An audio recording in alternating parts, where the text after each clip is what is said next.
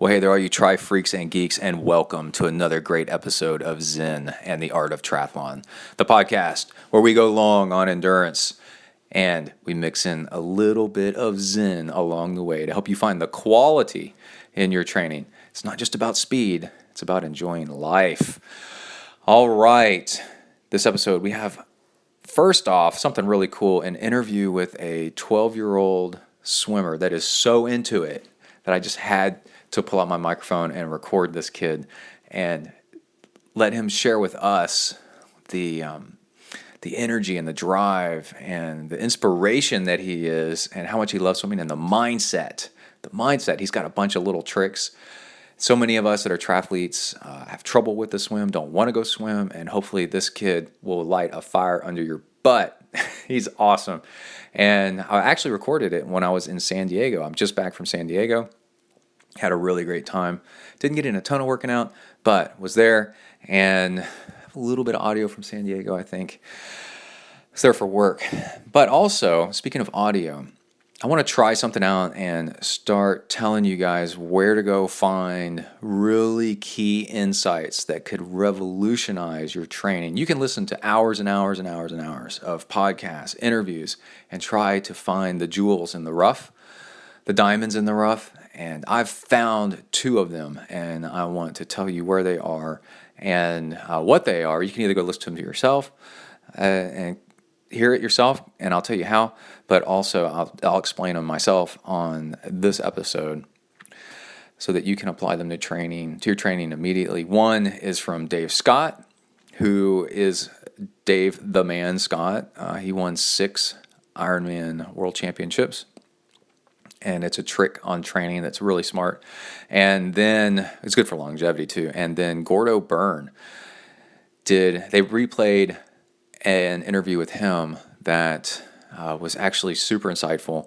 And I went back and did a little bit more digging up on his stuff. And I already knew this, but he's a multiple Ultraman World Championship. If there's anything harder than Ironman, it's an Ultraman.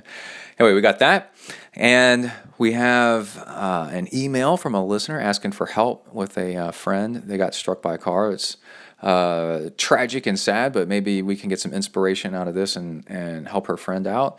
And then in the training log, that's where I take the mic with me, we go along and I explain a whole bunch of other things. And out of the 15 different topics or so I've got right here, explain how I broke my rib while rolling on a log, how to use your body's own painkillers and how not to use them, and how to mix butterfly into your swim workout to make you a better swimmer. Helps your posture too, by the way.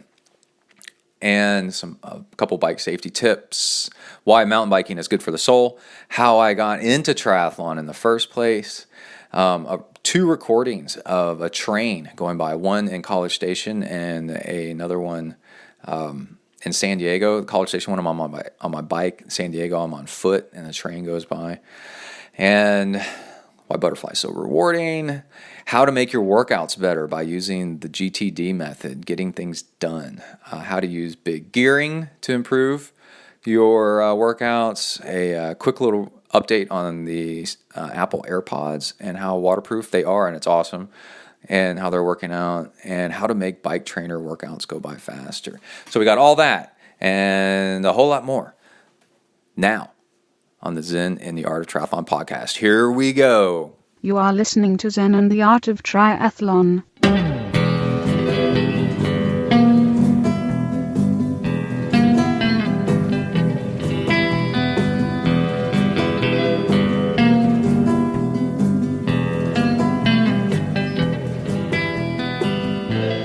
All right, welcome back. It's been just a tiny little while because I've been in San Diego. I had a work software conference to go to. And, oh man, I just love it out there, but also it's nice to be back home.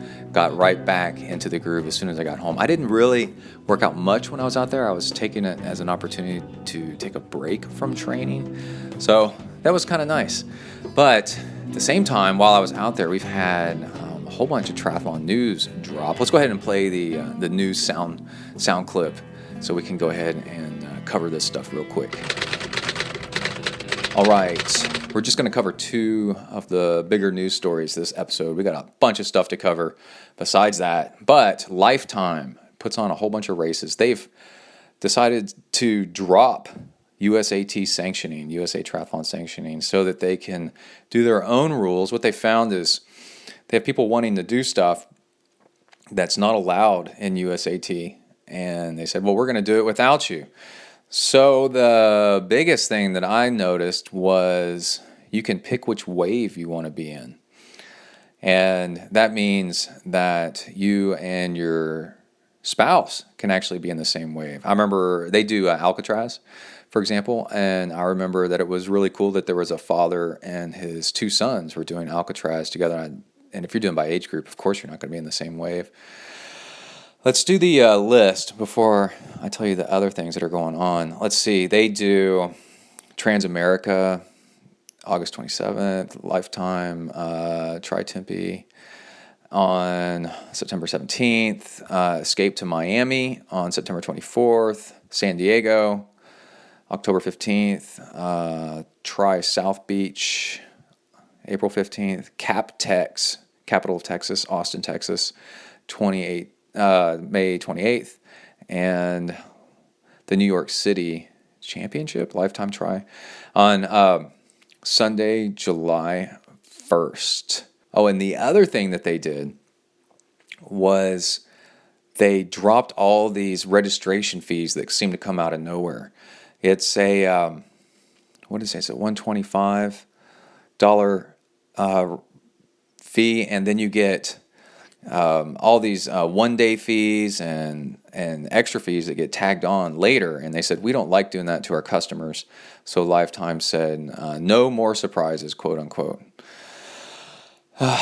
And with signing up, and also they're doing no more surprises with penalties. If you get a drafting penalty or some kind of penalty, you have to serve it on the course almost immediately. So you don't find out later that you got a drafting penalty, and then that kind of messes up your race a little bit.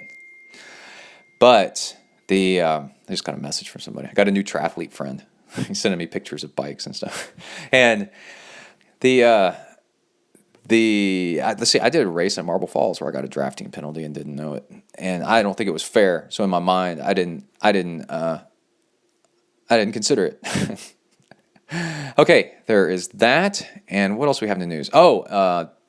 Trail running. The hardest trail run out there probably is the Hard Rock 100. It's up in Silverton, Colorado, and I've spent some time up there. It is brutal terrain. It's a lovely place, but very, very tough. And Kilian Jornet just won, and it took 24 hours to run 100 miles. And this guy can run 100 miles probably in 12 hours if he wanted to. And this got 4 times the ascent of climbing Everest in this race course. And there's a finishing video where he comes across the finish line in an arm sling. It looks like he fell at one point and dislocated his shoulder. So again, Kilian Jornet, Hard Rock 100. Oh, and let's talk a little bit about Western States 100, which is the Super Bowl of 100-mile races. The woman that won, I don't have it on me, Cat something, and I'm following her on Instagram now, and she pretty much came out of not entirely nowhere, but is a kindergarten teacher, and then won this and beat a 2 times Olympic trials marathoner to win. And I love stories like this because it just goes to show you that once you start going long, it's not entirely about your genetic gift to be super, super fast. It's more about nutrition and thinking and patience. And it just goes to show that I got a coworker that's female, and she said, I could never do that kind of stuff. And I said, you could be awesome at it. The fact that you're a human makes you incredible at endurance in the first place. And then after that, can you run a 12-minute mile? And she said, yeah. And I said, well, the girl that won this ran like a 14-minute mile or something. So, it's not about the speed. It's about smarts and patience. It's kind of like playing chess out there. It's really, really cool.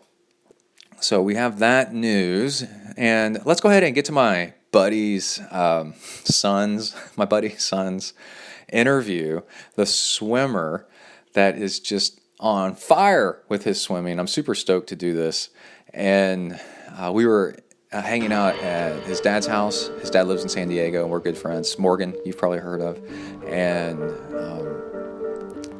just started asking little Morgan, they both have the same name, questions about his swimming path so far. And his responses were just so, oh wow, mind-blowing, and stuff that so many people need to hear.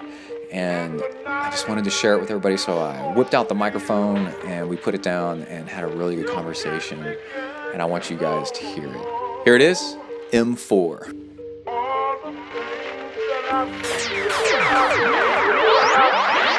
Welcome to the next level.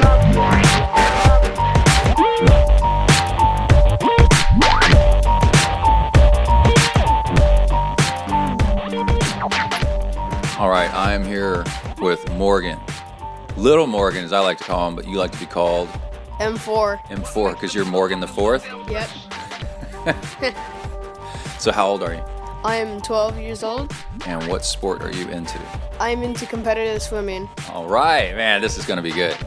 Okay, so how long ago did you start out? How long have you been doing it for? I've been doing competitive swimming for like a year now. Yeah. And I started out small and I've just grown like big. Yeah? Yeah. And we were swimming in the pool across the driveway over there yesterday, and you showed me your strokes. Yeah. Right? And you are really, really good, man. Yeah. So I'm super stoked. 12 years old. And what we're going to talk about is some tips and tricks and stuff so that you can help others, because we want more kids swimming, I should say. And then we also want, so this could inspire kids to start swimming, and then also it takes parents to get kids swimming, right? So Yeah. give the parents some ideas. Oh, yes. Yes. There's definitely a parental Definitely. component. And this gets parents ideas, right? Yeah. On how to get their kids swimming and why they should, because it takes parents to get kids to the pool. It takes a lot. Okay. Let's see. What are some things you like about swimming? I like swimming because it's not running. That's very true. I just don't like running. Okay, And so it's a just- different sport besides all the running stuff. Yeah, and during the summer, it just feels good to get in the pool and just work out as hard as I can. Right. Yeah. Are you sore the next day much or not? I am sore all day, every day. Oh, you sound like you're swimming hard. But do you like that, being sore? I do. You know what? I remember yesterday you and I were doing push-ups facing each other, and I was doing that really intense stuff, like going down and then holding it, right? Yeah. A lot of people can't do that. You could do it, Yeah. and that's from the upper body strength from swimming. That was I can't do it. that was really cool. I don't know another 12-year-old that can do that. All right. About getting in the pool, you and I were talking earlier, tips. So like when Kai started swimming, my son, he was like, it's cold, you know. But you actually had some tips on what to do about things you think of that help you overcome the hard parts. So, Yeah. Basically, what I think about, like, since I get in the water early in the morning, so it's really cold, I just think of, like, warm thoughts. Like, You think of the opposite, you said. yeah, I think of the opposite. If it's cold, you think of hot, Yes. If it's hot, I think of cold. right? And it works. Yeah, it works. It works surprisingly well. Yeah. Yeah. Let's see. You also busted out some swim equipment yesterday when you got ready to show me your strokes. So what were these goggles, like the brand and make? Do you remember? And then you also had a swim cap that said something on it. It's all this gear, right? It was pretty cool. Yeah, so the goggles were Aquasphere, and I forgot like the model. What were they? They're Aquasphere Cayennes. Cayennes. And those goggles are special. Do you know why those are special? Yeah, I know why they're super special. Why are they super special? Why are they super special, and why did Brett tell me to stop letting you use them? Because I'm an idiot. Because the Aquasphere goggles I use, my dad used to swim Lake Tahoe. Right, all the way across. And my pair of goggles that I swim across Lake Tahoe, they're hanging on the picture frame of me getting out of the water on the other end. And your dad ought to do that too. He needs a picture or something. He's got a rock. Yeah, Do they swim there's a across Lake rock. Tahoe? A rock right there. It's There's a pointing rock at the on other mantle. side of the room. And it says 7/28/2012 Lake Tahoe, 21.23 miles. Yeah. That's And- the official distance, even though I swam 22 and a half. Yeah. By GPS. 14:42 is the time. Yep. And it's painted on this cool rock that's from that area. I'm sure it's probably from the lake. Zachary picked that rock up. Oh, Zachary Off the picked it up. beach. Yeah, off the beach. Yeah. That's It's better really than one of its kind. You need to put that on a belt, and you got a belt buckle. Dude, heck yes. You should wear that around. Anyway, you need to hang those goggles off of it Yep. because I've done the same thing with my goggles, and it's really cool because in the picture of me getting out of the water, I'm wearing the goggles, Oh yeah. and so actually having the goggles hanging from the picture is super cool. Okay, so Kai wears Cayman, which I think is funny, but you wear Cayenne. Cayennes. I don't like the Caymans. Oh, I like but hey, Aquasphere makes good stuff. Oh yeah, they do. So either way, okay. And then tell me about your swim cap. How many swim caps do you have? One. You only have one. Yeah. Did you know you can get all kinds of cool swim caps? Yeah, I just picked out the coolest one. Yeah. It's like a lime green one Yeah. with a skull, like a skull and crossbones, and it says "Beware of swimmer" on When are it. you gonna get your NCA one with your name on it? I don't know when. I think I have to get it custom done on the website. Okay. Oh. I'll Yeah. be soon. That'll A be swim cap really with your soon. own name on it's pretty legit. That'd be pretty Yeah. awesome. That's intimidating. When you race other swimmers, they look at you first and they go, "Who is this guy?" Right? Oh, And so Morgan. I used to have goggles that were reflective. They were chrome, and I would put them on as I'm walking up to the block.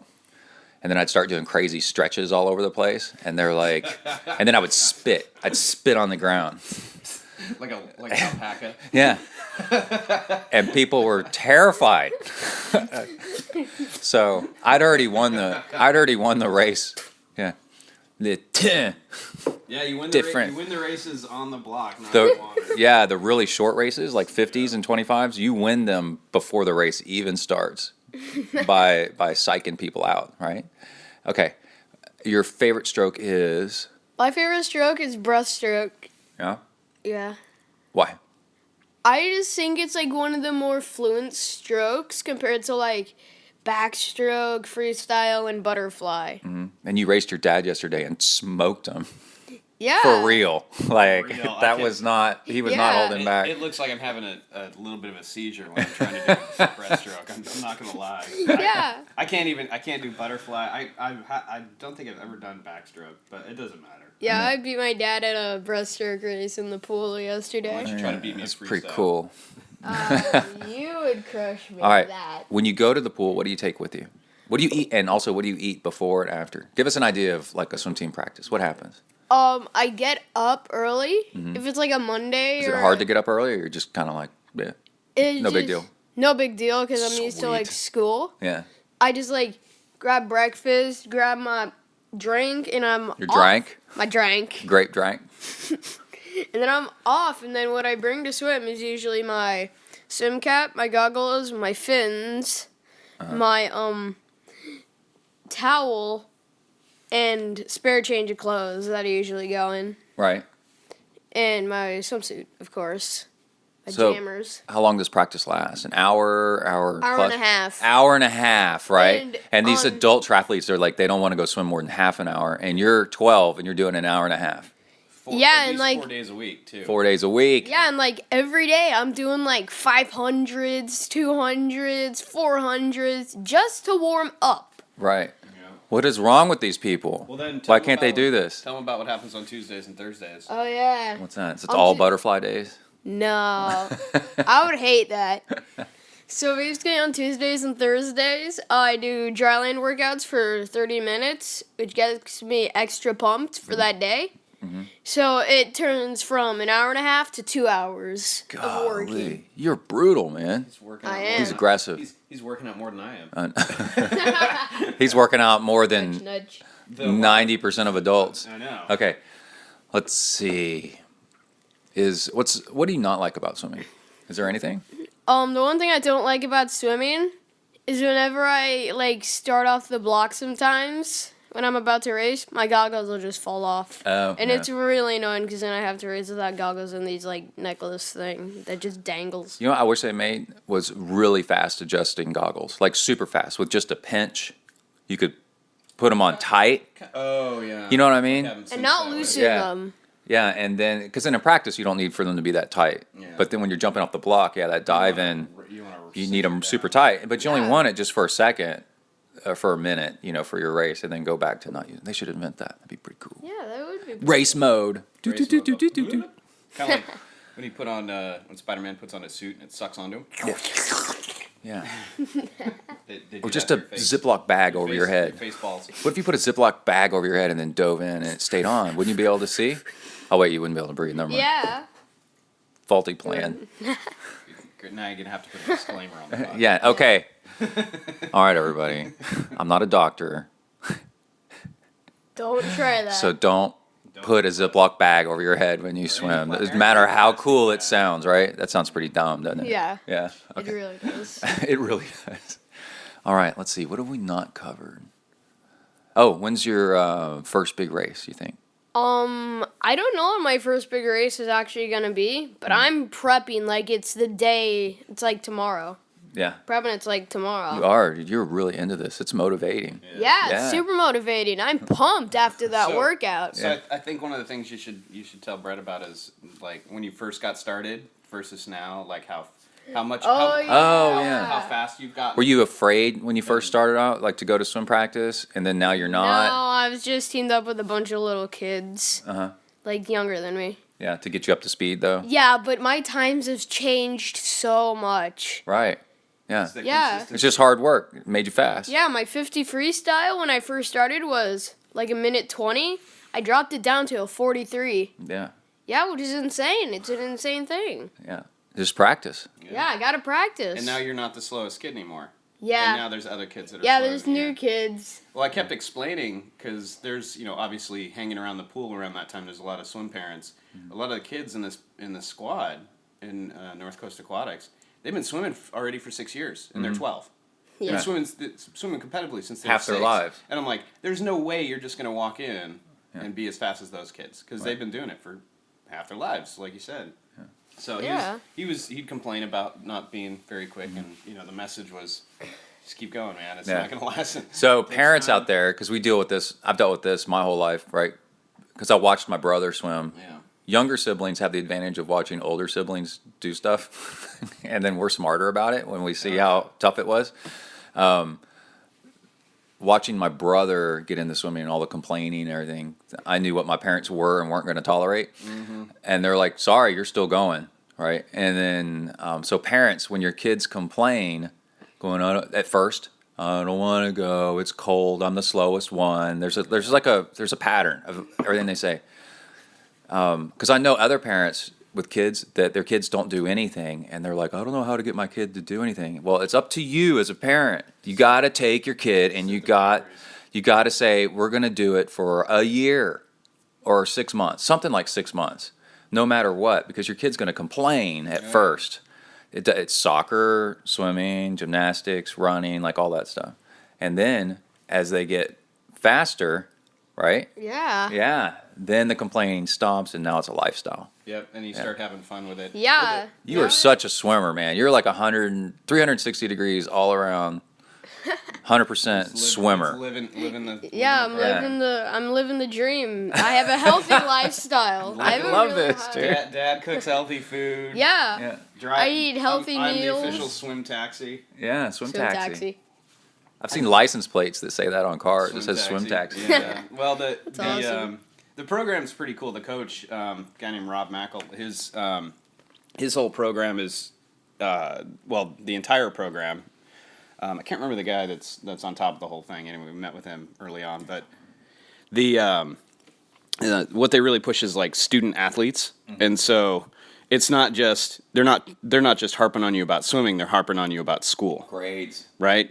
You got to be. You're not a swimmer. You're a student athlete, right? And so the takeaway with that one is that you got to be able to do your schoolwork, right, and get to practice. You got to do those things, Right. and then eventually you're going to have some success. And they also sort of on several occasions they sort of beat it into the parents to be swim parents, not coaches. Yeah. Like, there's no reason for me to stand on deck and try to critique somebody's stroke or try to dictate what I think the workout should be. I should be there to, encourage them to go to the workouts and ask them how their day was, and just let the coaches coach and cheer as loud as I can and be that parent, not the parent that's on deck going, hey, maybe you ought to, do this or change it up this way. There's no room for that, right? They're busy. They're, and they know what they're doing. Yeah. So at soccer games, they have the coaches on one side of the field and the parents on the other. Mm-hmm. And when I was a kid, it all used to be kind of mixed together. Parents were next to the soccer team, right? And the other team was on the other side of the field. Yeah. The coaches and the kids. But now the coaches and the kids are all on one side of the team, and one side of the field, and all the parents Sit on the other. Are forced to sit on the other side of the field, so they can't get involved with the coaching. Yeah. And whatever. You need to be on the other side of the field. I've even gone to the point of just not giving him any tips anymore, really, because I can't teach at this point. There's nothing I know that's I'm going to be able to teach him. Right. He's got access to professional swimming coaches. Like, they're way better than I am. When I was showing him like some streamlining off the wall stuff, he goes, "Yeah, I know." Yeah. And you did. Yeah. You showed me. Yeah. Like, I don't do it, Yeah. but I know. It's hard to do it at lap after lap after lap. Flip turns. Yeah, flip turns and then in the streamline, like lap after You gotta- lap. It But just you were- becomes hard. You're already at the point you were flip turning off of a side angle of the pool and then self-correcting doing- back straight. You know what I mean? Are you doing Yeah. flip turns regularly in the water now? Yeah, I'm trying to. It's just hard because then I sometimes need to catch my breath, and it's Yep. Well, I have the thing, and it's really bad. I sort of like surface a little bit before I roll into my flip turn. So I'll come instead of breathing off to the side, I'll come up, take a breath, and then You start don't my want to do rotate. that. You do it. You can do it, but just do it off to the side. Yeah, I continually do it in front. That's where I've got seconds just hanging around with lazy flip turns and me breathing stupid coming at the wall. Yeah. That's where all my time's at. All right. Well, it's been an honor talking with you. yeah. You'll be it's on been an the honor next talking show. with you. Oh wow! Whoa. Yeah. Whoa. Are you Brett Blank but- from Zen and the Art of Hey, but what are you gonna do next? I saw some Minecraft out. What are you gonna do? Or what are we gonna play? I was going to play Minecraft with my friend on my PS4. Yep. Still a kid. Yep, Right. still a kid. You can be a kid and play video games for and a year. For and a year now. and swim, year. right? Yeah. You can be an I athlete have to and fit still be this a all kid. in. I have to fit this all in. Because you're about to be 13 and... And you're an adult. You're gonna join the army. Yeah, then you're off. You better Bye. start working on your resume. Get a job. All right, thanks, buddy. Nice to see you. Doing a Brett. handshake. All right, let's take a break from the program and talk about one of our great sponsors, Amrita Bars. Amrita, Amrita Bars. You can get, let's see, what is the discount? I know the discount code's ZEN. Get 15% off your order at amritahealthfoods.com on Amrita Bars with using the discount code ZEN. And what are Amrita Bars? Oh my gosh, they are the best. They are a longtime sponsor of ZenTri because I've been using them for a long time. The owner and founder is a cyclist, and he wanted to make bars that actually give you plenty of energy, are healthy, very, very healthy, and go down easily. And he nailed it. He nailed it a long time ago. This stuff is so good. They have seeds instead of nuts, so if you have a nut allergy, they're wonderful for you. They have all kinds of awesome flavors, and they're a bit soft and chewy, so you don't get dry stuff all in the back of your throat whenever you're doing 30 miles an hour and you take a bite of one of these things. The way I eat it is I open up the end of the wrapper and while I'm riding, or sometimes before the ride, and then I squeeze out like as much, a third of the bar, maybe a quarter of the bar, and take a bite and then drink it with some water. And it's got cardamom in it, and that's a soothing spice that's awesome for the stomach. And it's just amazing stuff. And on top of that, they have really cool kit. They've got some of my favorite, actually, of cycling jerseys out there. And they got a triathlon kit, cycling jersey, socks, like cycling socks, running socks. They're black with Amrita written across them in this really cool font and color. It's really awesome. So you can get yours by going to amritahealthfoods.com and looking for a place where you check out your order and typing in the code ZEN, and you get 15% off. That's huge. That's huge. All right, let's go back to the show and see what's up. Here we go. All right, super cool. So the whole gist of that is swimming can be awesome. If you're avoiding swimming because you don't like it, look what happened with M4. He got into swimming, didn't like it at first, and now this kid is just on fire with his swimming. It's very inspirational. It just goes to show once you do something long enough to kind of start getting good at it, then you start to love it. That's all you got to do is just gut it out for a little while, and then the next thing you know, it's your whole life can revolve around it, and you won't know anything else. It's really cool. So thank you, M4, for giving us a little bit of audio. And he said that he wants to play this for his coach, so his coach can hear about how into swimming he is. And I agree. It's really cool stuff. All right, we have two other really good pieces of training information I want to share with you guys. Gordon Byrne was on I Am Talk. It used to be Iron Man Talk a long time ago. And then Iron Man told him to cease and desist. But they replayed an interview that was a few years old with Gordon Byrne. Gordon Byrne is multiple Ironman, he's an awesome Ironman, but multiple Ultraman champion. And he is one of these guys that trained smart and then turned around and started coaching people and made a business out of coaching people on this stuff. And like they say in the interview, it's I Am Talk, episode 572. At the end of 572 is Gordo Byrne. Gordo's kind of disappeared from the scene a little bit. I don't know where he's at. But Gordo is the resource on how to go long. And his stuff's all out there. You just have to do a little bit of digging and searching, and then you'll be able to put it together and see how it all works. And some real game changers in that interview. One that I actually tried today is... He said, when you're doing your big training days, mix in some nuts. And I found walnuts are actually pretty easy. So you eat like a walnut every half an hour.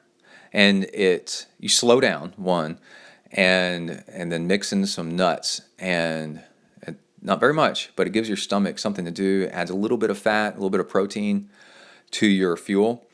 And that actually... is critical during training. And then he said in training, you go a little bit slower and you eat fuel. He said he actually likes to use recovery fuel during training because it's got more protein in it. And then so you're constantly rebuilding and go at a little bit easier of an effort than you would think.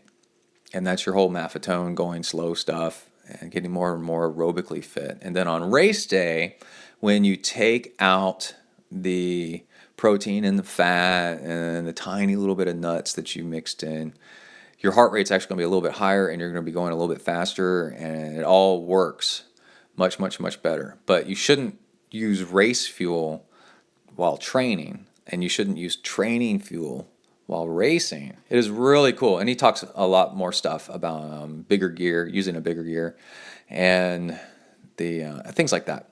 So you can go check it out again. I Am Talk, episode 572. And let's see, somebody sent me, let's see if I got their name so I can thank them properly, a note that I should listen to. Jason Richmond is the guy. He said I should listen to episode 91 of triathletetraining.com, and it might still be their last episode. And I thought it was great. So there's these, the people that have already published one book, and the name of the original one escapes me. they've published another book, and it's got a dirty word in it, harden the F up or something like that. But anyway, they're doing the podcast circuit for sure, big time. And they had something in that this triathlon training podcast is the name of the podcast, episode 91, 35 minutes in. See, that's what I like doing, is telling you where to go. You know how hard it is to pause a workout that I'm doing while I'm running and write this stuff down? It's kind of difficult, but it's worth it. Hold on, I'm going to take a sip of my drink. Well, they were talking about the monkey mind. It's a husband and wife team. The husband's a psychologist. The wife is a multiple Xterra world champion, pro athlete.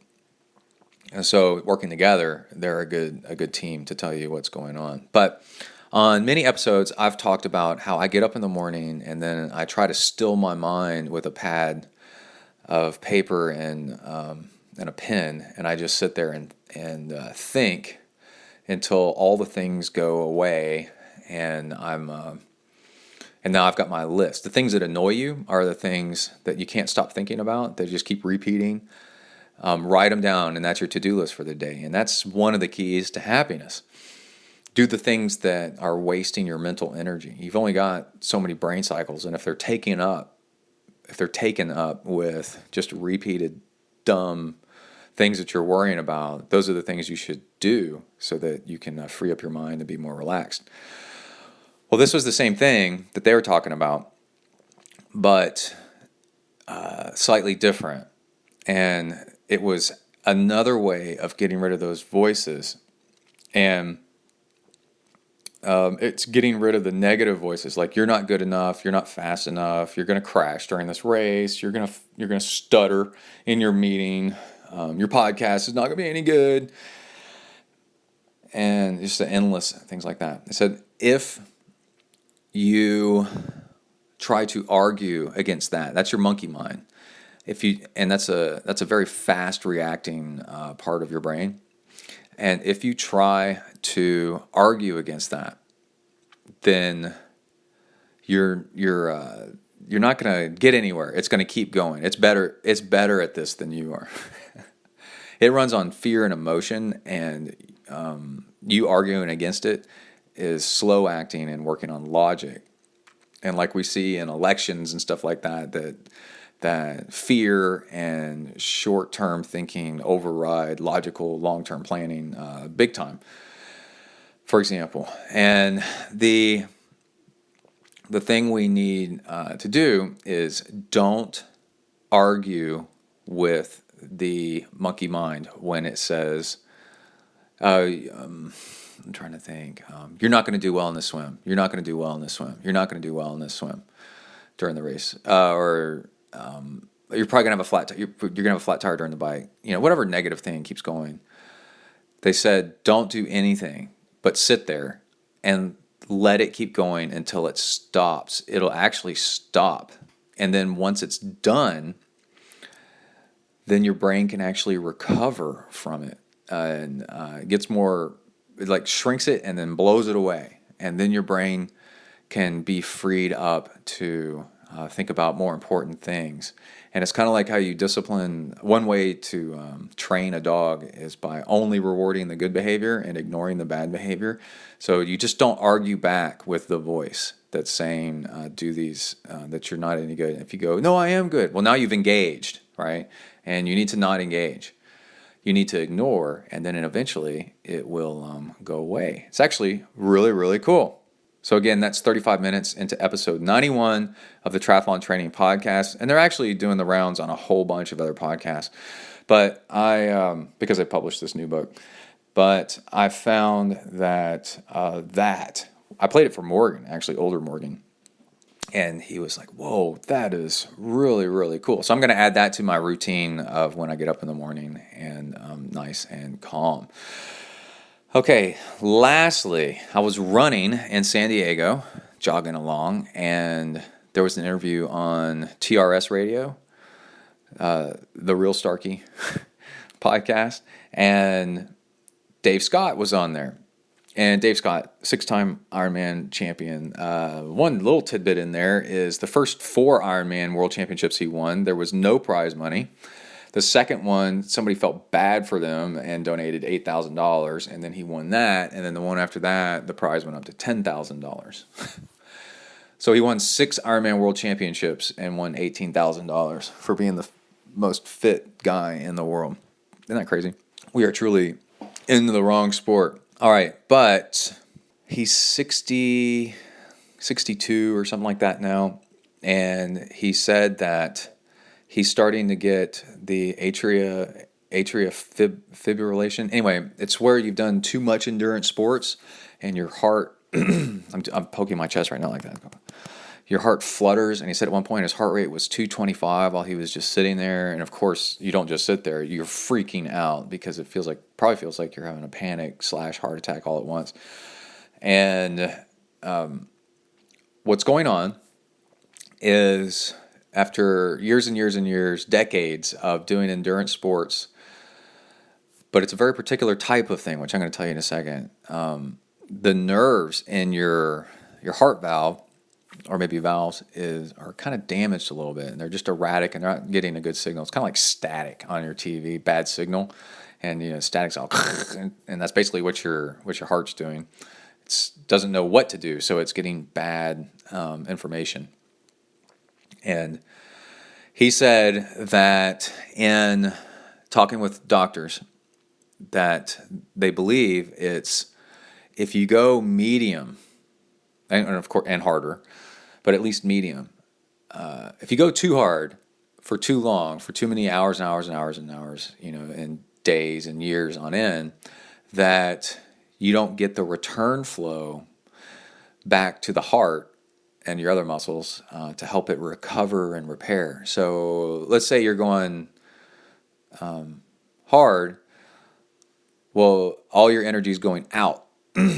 And then the nutrition and carbs and sugar and calories and oxygen, who knows what the critical factor is, but is not getting back to your heart in time to nourish it and help it recover and feel better and repair the damage. And so it's getting damaged. But if you slow down just a little bit more, then if you slow down a little bit more, then the return flow is actually higher, and then things can heal up. So the problem is going too hard for too long, right? And medium pace for your 3-hour bike ride, your 5-hour bike ride, your 2-hour run, going medium, heart rate in the 150s, 160s, for some of us 140s, right? It depends on your age. So I was listening to this while I was running. I was like, man, I'm on decade 2 of 1.5, 15 years of doing triathlons or more. I'd have to think about how many. But yeah, I think 1.5. 15 years of triathlon training. And of course, there's a lot of medium mixed in there. And it made me visualize. Okay, this is the thing. Whenever I coach people in triathlon, I always try to give them a visual component so that they have something to imagine, and then that gives them like a keystone, something to hold on to with their brain of how to do it right. You can picture how to do it right. And so in your mind, if you can actually picture and feel the return flow going slow enough that the return flow is returning back to your heart, right? Then that'll slow you down, and then that will get the healing components back to your heart so that you can avoid this problem. Because again, if you go slow enough, then you're fine. And then you do doses of the hard, right? You do some hills here and hills there, but then you go right back to going easy again. And he said in the interview that Tour de France riders have this, the doctor said that Tour de France riders have this really bad because they're going kind of medium, in all their training and all their racing for 3 weeks straight, which is going on right now. Saw Froome almost lose the jersey today, which was awesome to watch while I was on my bike. But since I heard that interview, I've been holding back on my easy workouts, and I can actually feel the difference. I can feel the return flow. And guess what? Your food, your fuel digests easier, right? Which probably helps.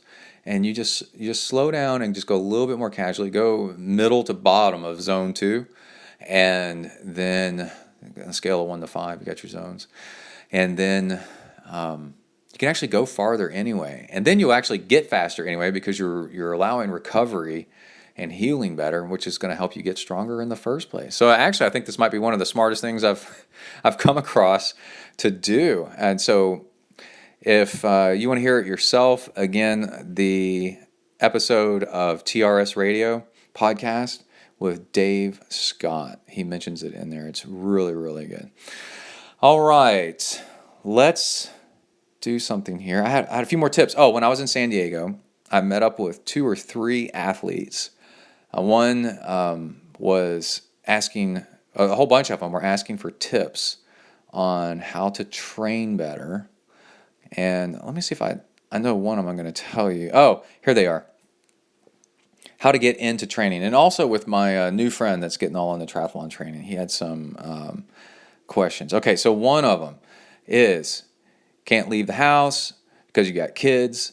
And the trick is to get a treadmill and get your bike on the trainer and point them towards the middle of the house so that you can see towards the house. And when you're on those, then I knew a girl that qualified for the Boston Marathon training almost entirely on the treadmill.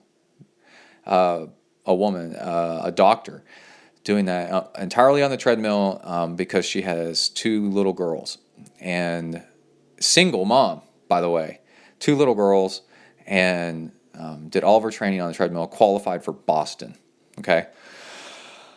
And what you do is you can kind of keep your eye on the house, and you just got to be okay with when your kids come up to you with, hey, can you help me find my Lego that I'm missing to put together this one thing? Or I'm missing my stuffed animal, or I'm hungry, or I spilled my milk, right? You have to be okay with getting off the treadmill or getting off the bike. It's worth it because you haven't left the house. Your spouse, if your spouse is involved with all this, is happy because you haven't left the house. Your kids are happy because you haven't left the house. Being inside the house, you're out of the sun. It's safer training anyway, because you're not going to get hit by a car while you're on your bike, hopefully, if you're indoors. And it's just all around like a fantastic way to get. It's what I did. So then my friend asked, okay, what do I do about little fingers? This guy has 2 little girls, by the way, and he said, what do I do about little fingers getting into the wheel, spinning on the bike trainer, the spokes? And I said, oh, actually, you can get a wheel cover. It costs 70 to 80, maybe $90. You get a wheel cover. It clasps and bolts onto your rear wheel, and then as it spins, there's no spokes anymore. And that's one of the reasons I leave a wheel cover on my bike that's on the trainer, and it's because we have 2 dogs with tails, and they like to come in and sniff my knees and ankles while I'm riding, and then turn around and wag their tails, and I've heard their tails hit the wheel cover. And if that wheel cover wasn't there, then you got a tail in the spokes. But with the wheel cover on, there's nothing. It's really, really cool. And let's see. Traveling is a nice time to take a break. Like, oh, I wish I could, train and work out, but coming out here to San Diego, and I said, yeah, anytime you go someplace new, your brain is in overdrive because it's trying to figure things out. So that's okay. But for traveling, another tip is go to Strava or Garmin or whatever you use and look at the heat map of where people are running and biking. And then cross-reference that with your hotels whenever you're looking at whatever hotel you're going to book, and see which one has running routes that are common around it, popular around it. And then that is where you should actually book your hotel, because it's really easy to run when you travel. You just got some running clothes and some running shoes, maybe a water bottle, and then you're good to go. That's what I did. I was out there a week. I swam once, but I ran 4 times. So that was kind of cool. Also, when you're getting started, this is not travel related, but it's just getting started, you ought to look at getting in volume first.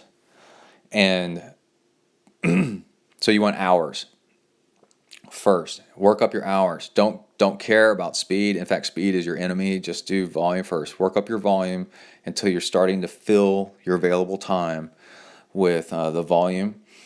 And then while you're working on that, you're going to have obstacles to getting in the volume. You're going to find that when you put away all of your bike stuff, all 100% away, then it takes half an hour to get all your bike stuff out to go. You're going to find that getting up in the morning in the dark, that you can't find any of your stuff to go run. You're going to find that if you go to the pool, this one time there's nobody there, so you got a lane all to yourself and it's enjoyable. But if you go at this other time, it's full of people and it's not fun swimming. So as you're building up the volume, and this is a tip, these are tips for my buddy that's just getting started. As you build up the volume, it's problem solving first. And this is normal, right? So my friend just got out his bike. He hasn't ridden it in years. And of course, it's got a bent rim. The rear brake cable snapped, so he's got no rear brake, right? Just dumb stuff that you think is just too much. Well, that's actually normal. When you're first trying to start using equipment or finding the time to use equipment, all these little problems are very normal. It's not you, it's just the way things go. But after time, you start to figure things out. When I was in San Diego and I decided to run a different run route, the first time I ran it, I ended up under a bridge in the dark, and there's homeless people with shopping carts all under there, and I couldn't see where I was going, and it was scary for a minute. So the next time I went running, I avoided that place, right? But I didn't stop. I just went around it the next time. And then by the third time, I'd figured out that there was this gate that if I left the hotel, I could get in and out of the hotel a little bit easier, right? See, it all starts getting easier and easier and easier. And then the third or fourth time, I was like, okay, if I leave my running stuff over here in the morning and I eat an Amrita bar with a cup of coffee, oh, and there's free coffee down in the lobby, right? So then things started to pile up, and it ended up being really, really great. Woo! And oh man, that was a big change. Okay, and then also about nutrition.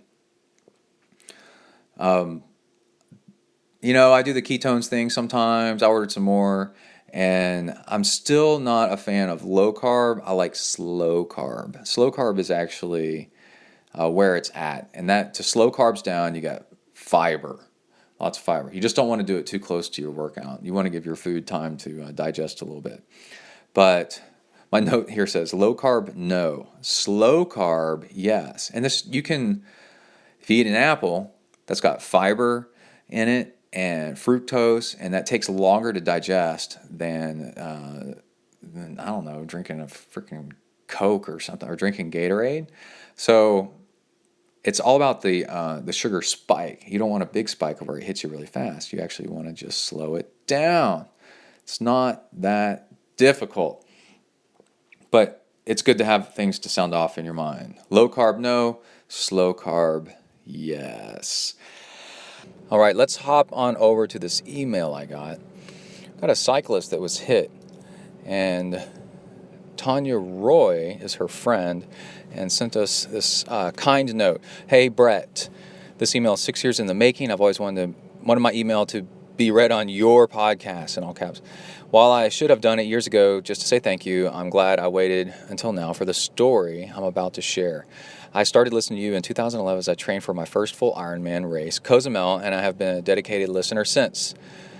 So many of your tips have made me a better athlete and person. 2 exclamation points. I am always amazed at what the body can do when I put my mind to it. I travel all over the U.S. for work, so a lot of my weekday training is in hotel pools, swimming in place with the swim bungee cords. Amazing. Yeah, you know what? I've got some of those, Tanya, and I need to dig them out of storage or wherever I put them so that we can start using them in our own pool because they work, right? And recumbent bikes and any trail or running route I can find in the city I'm in, usually with amazing views.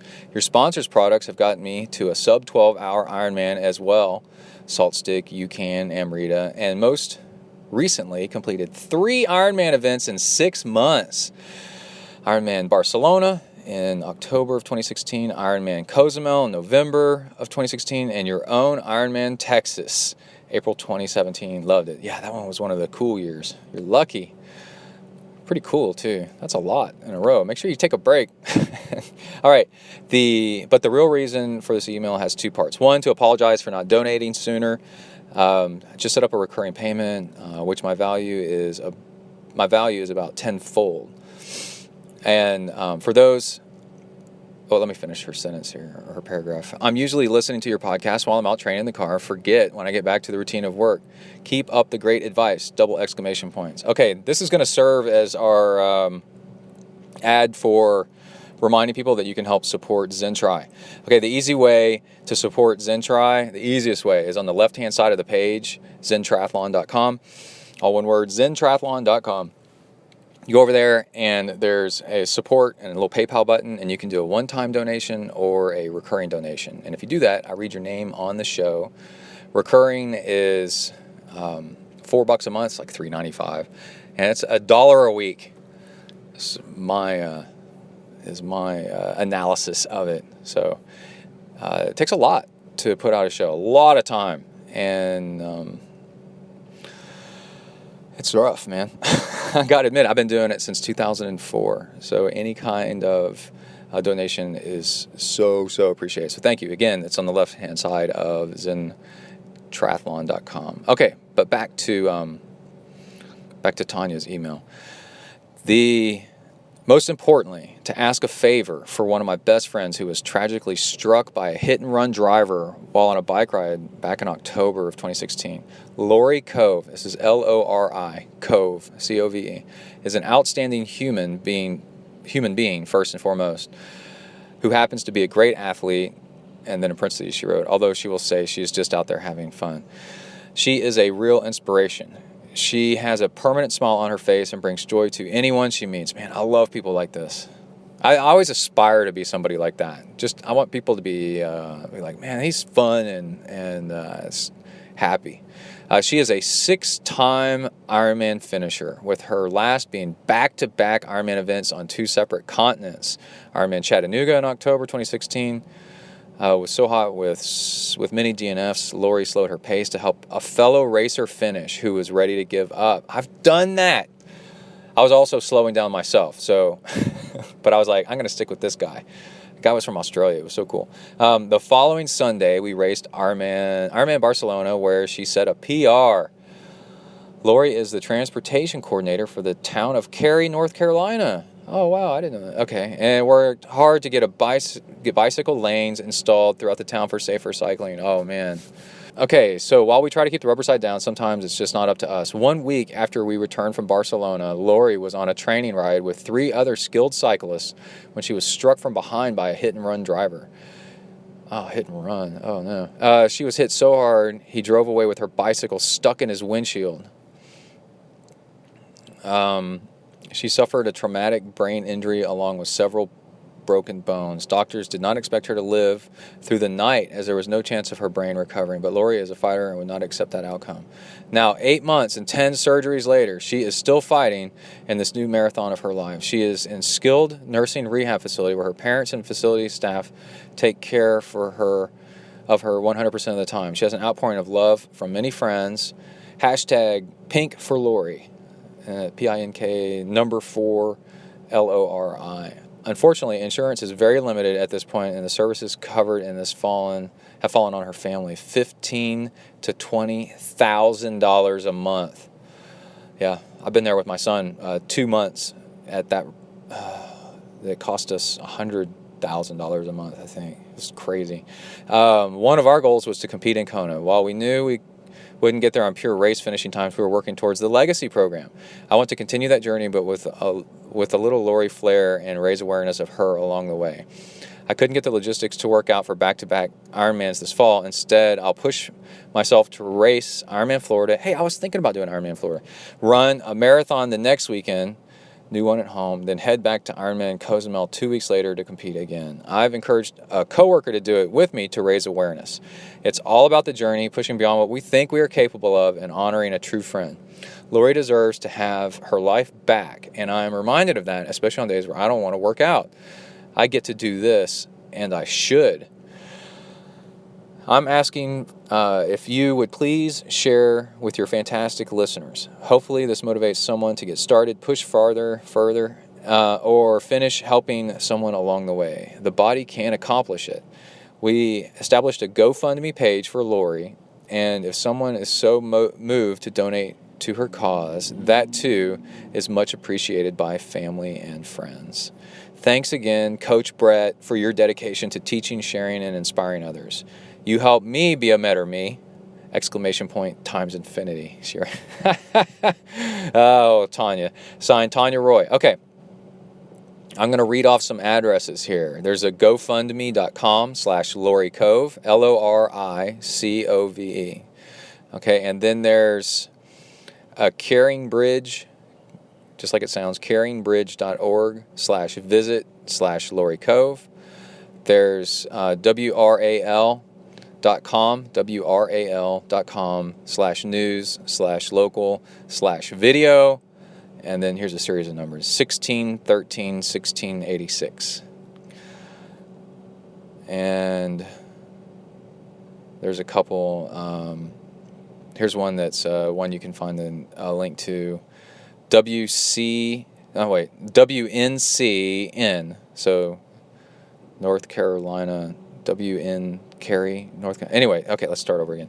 WNCN.com/2016/12/21/ and this all has dashes in between the words. Ready? Town of Cary holds vigil for woman still recovering after she was hit on a bicycle. Wait, not bicycle, just bicycle. After she was hit on bicycle. Okay, there's your links. Go check them out. I'm sure if you Google it, you can also find out about her. So, yeah, a lot. I ride indoors during the week, and I ride outdoors on low traffic roads, early in the mornings on the weekends, trying to avoid this nightmare that is traffic situations. And if you live in the southern United States, and a lot of times just in the United States in general, the way the community and the citizenry and the police even and the judges look at you is it's your fault for being out there as a cyclist, and you're stupid and you shouldn't have been out there. Where over in Europe, it's the driver's fault for not paying attention and they hit you. So we fight that uphill battle all the time. Man, that is not cool. I don't like that. But I do like what you're doing to help her out. The self-supported Ironman I've been trying to do, I've skipped the last couple years, was to help Kai out with all his stuff. And it really does give you a purpose bigger than yourself to help all these people. So check it out, and thanks again, Tanya. All right, let's check what else we got going on this episode. We do have the training log coming up. I got some funny things in there, but let's mention another sponsor here. We got Salt Stick. Let's see. There's a special top secret website, saltstick.com/ZenTri. Go check it out. It is so cool. They made a web page on their own website just for us. It is awesome.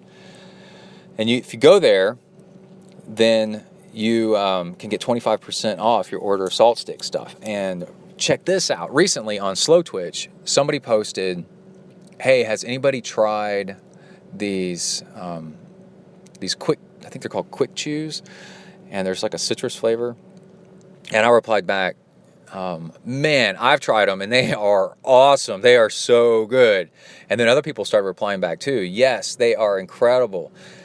So you can't ever impress anybody on Slow Twitch, yet somehow Slow Twitch is impressed with what Salt Stick is doing. So Salt Stick is achieving the impossible, and I'm so honored to be part of their system. And hey, they emailed me and said that ZenTri is we are sending more of our own listeners to them than anybody else, and they're super excited and they want to keep working with us. So let's keep it up. We're doing the right thing. 25% off with discount code ZenTri. And the way you get it to work is you go to saltstick.com/ZenTri, and it goes, hey, glad you're here. What's the top secret password? Guess what the password is? It's ZenTri. Isn't that cool? It's all one word, ZenTri. And so they have a big selection of all kinds of stuff. I like the capsules that you can take. And the capsules are actually where you can twist them open and then squeeze the electrolyte out. And that's the big thing about Salt Stick, is that they have a graph where they show theirs versus the competition. You always want graphs like that, by the way. It's really smart. And it shows that theirs most closely matches human sweat more than everybody else's. So you're putting back in exactly what you're putting out. So you got all kinds of stuff besides just sodium and chloride. You've got potassium, magnesium, just a good collection of all the different things, and they actually put that in theirs. So you're just replacing exactly what you're putting out. It's really, really, really cool. So I like to save money by making my own fuel. This weekend I did maltodextrin powder and some maple syrup, right? It costs like 1/10 of buying gels, and it doesn't have any sodium. It doesn't have any electrolytes in it. So I just added my own. I use Salt Stick. I did a 2-hour ride, so I put 2 capsules in. And I opened them, and then I rolled them in my hands, and it knocked out all the electrolyte powder that was in the capsule into my fuel bottle. So it was already mixed into my fuel. So much money saving going on there. So inexpensive. Such a smart way to do things. Okay, so that is Salt Stick. All right, I think next, let's swing on over to the training log. We have how I cracked my rib while competing against Kai on a log rolling competition. How to use your body's own painkillers. A few things about doing butterfly. So cool how mountain biking is good for the soul. I take you with me mountain biking briefly, and then we hear a train blow by at this gravel road intersection in the middle of nowhere while I'm airing up a tire. My tire was kind of low, so I hand pumped it up to the right PSI. And then, let's see, what else do we have? How to make your workouts better by using GTD, getting things done.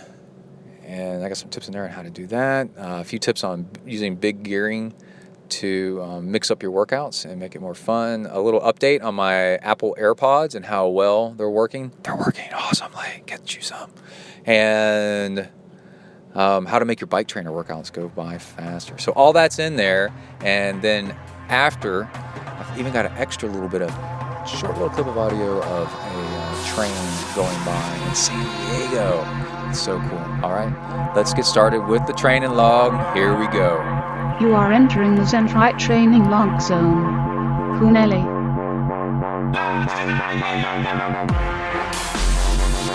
Hi everybody, my name's Brett. I'm a triathlete. I decided it's time I got some friends more suited to my status. But Joe, we've been friends for years. Hey, we all make mistakes. Come on, dudes, let's go exercise! Exercise! Yeah! I'm gonna do sit-ups till I poop myself! All right, welcome to a new training log. What is it, July 3rd? Getting into ZenTri Mobile Studios, leaving the pool. Got some interesting tidbits. Hey, literally a squirrel moment. There's a squirrel sitting on the curb eating a nut. He's just staring at me. Hey, what's up, buddy? Let's see. Nice little swim. First swim, decent swim in a while.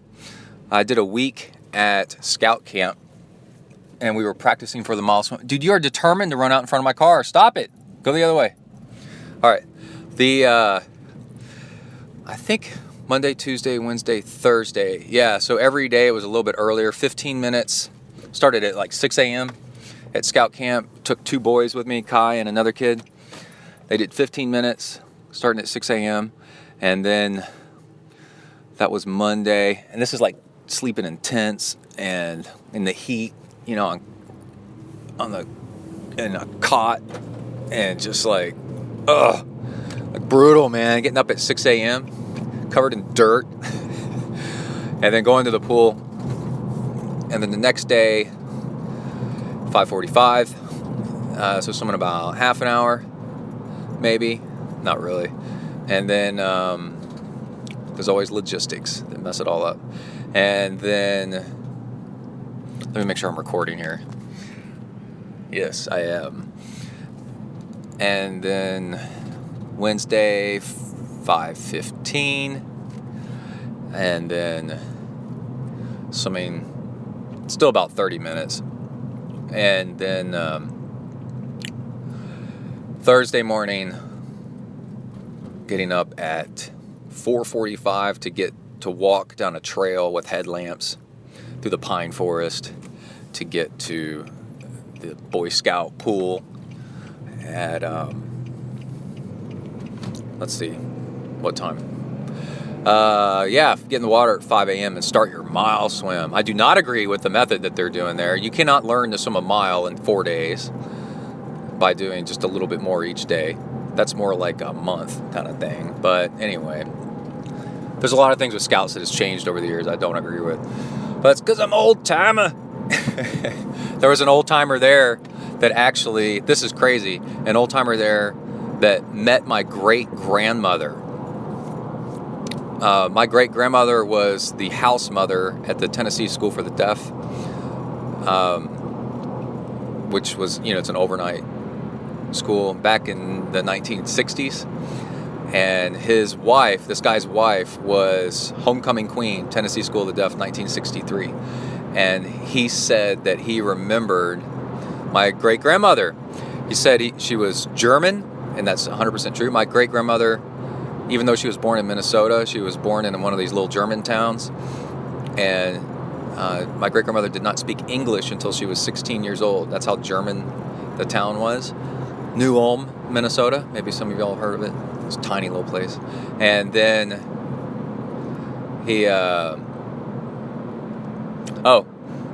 she moved to Tennessee. My great-grandfather was the founder of Western psychology in the United States. I think he started the first psychology department in the United States, University of Tennessee. Axel Brett, which is the coolest name ever. And then he worked at UT, the real UT, University of Tennessee, and my great-grandmother was a house mom at the School for the Deaf. And he said he remembers her very well, that she was very strict because she was very German, which is exactly like me. I could totally relate, and literally. And she, but also was very fair, and everybody, all the kids loved her because she was so awesome. And I'm like, oh yeah. So when I was at military school, the drill instructor for the company I was in Delta Company, the drill instructor's wife was really sweet and baked us cookies and told us to not worry about her husband. He's just a meanie, but he loves us. Anyway, Wednesday night, we had troop swim night at the pool. I'm going to talk about this at the beginning of the show. And Kai and I were doing log rolling for fun. They have a competition log. It's a man-made log with fins on it, and to kind of slow it from rolling too fast. Fins that stick out a couple inches maybe. Hard plastic, ABS plastic, ballistic plastic sticking out. And when I jumped in the pool, the log was so heavy, I jumped kind of half on it and expected to push it out of the way. And the thing, I found out later, probably weighs like 400 pounds, 300 pounds, and it did not move. And I ended up taking one of these hard ridges, fin things, thick too. It's like an inch thick and 3 inches long, right and wide. I took it right to my rib cage, right to the chest, underneath my right pec, and it broke a rib. Or it could have separated a rib. There's not much difference. It feels exactly the same, except I think I broke this time because I was laying on my cot the next day on my chest, and then as you're stretching out, just kind of laying down there, I felt a crack, and my whole chest like settle a little bit more as it was re-breaking or something. Anyway, when I jumped in the pool and hit it, I'm glad it was waist deep because it was blinding pain and about knocked me out, about made me throw up from the pain. But I'm in charge of a whole bunch of boys, so I gotta keep going, man. I gotta get injured and keep going. And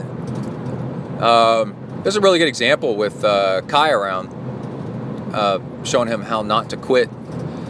We've been mountain biking, and You know, when you first take kids biking, for example, especially mountain biking, it's constant complaining and, oh, I got dirt in my face and, oh, I got, that hurt, a branch hit my arm, you know, or I fell down, I scraped my knee, and then some of the injuries are pretty hardcore, but I've had to lead by example with Kai of getting hurt really bad and then just leading by example, just going, let's just keep going. So it was a couple of weeks ago, I took a wasp to my eyelid, my eyebrow, my eyelid area, and I was yelling, ow, ow, ow, as fast as I could, just got back on the bike and kept pedaling. I took another wasp to the inside of my thigh while cycling and kept going because Kai's watching. And then there's something else. Got whacked in the shin, or I'm sure something. I was bleeding all over the place. Just keep going. And he's picked it up. You can tell when he gets hurt now. If he can, he goes, just gotta keep going. And anyway, so I got to be in charge of these kids, and I took a hit to the chest, you know, and it definitely a significant injury on impact, could totally tell. But troop swim has just started. I've got 8 boys depending on me for them to have their fun, and I can't go. God, it hurts right now just talking and thinking about it and the way I'm leaning. I can't go. I can't leave the pool and go to the doctor or something like that. I just got to sit there and keep going, and especially because I've broken some ribs before. I think I've done it twice, and there's nothing you can really do. They just kind of say, well, just be careful, you know. And from my experience before, I've run a 50 miler with broken ribs, and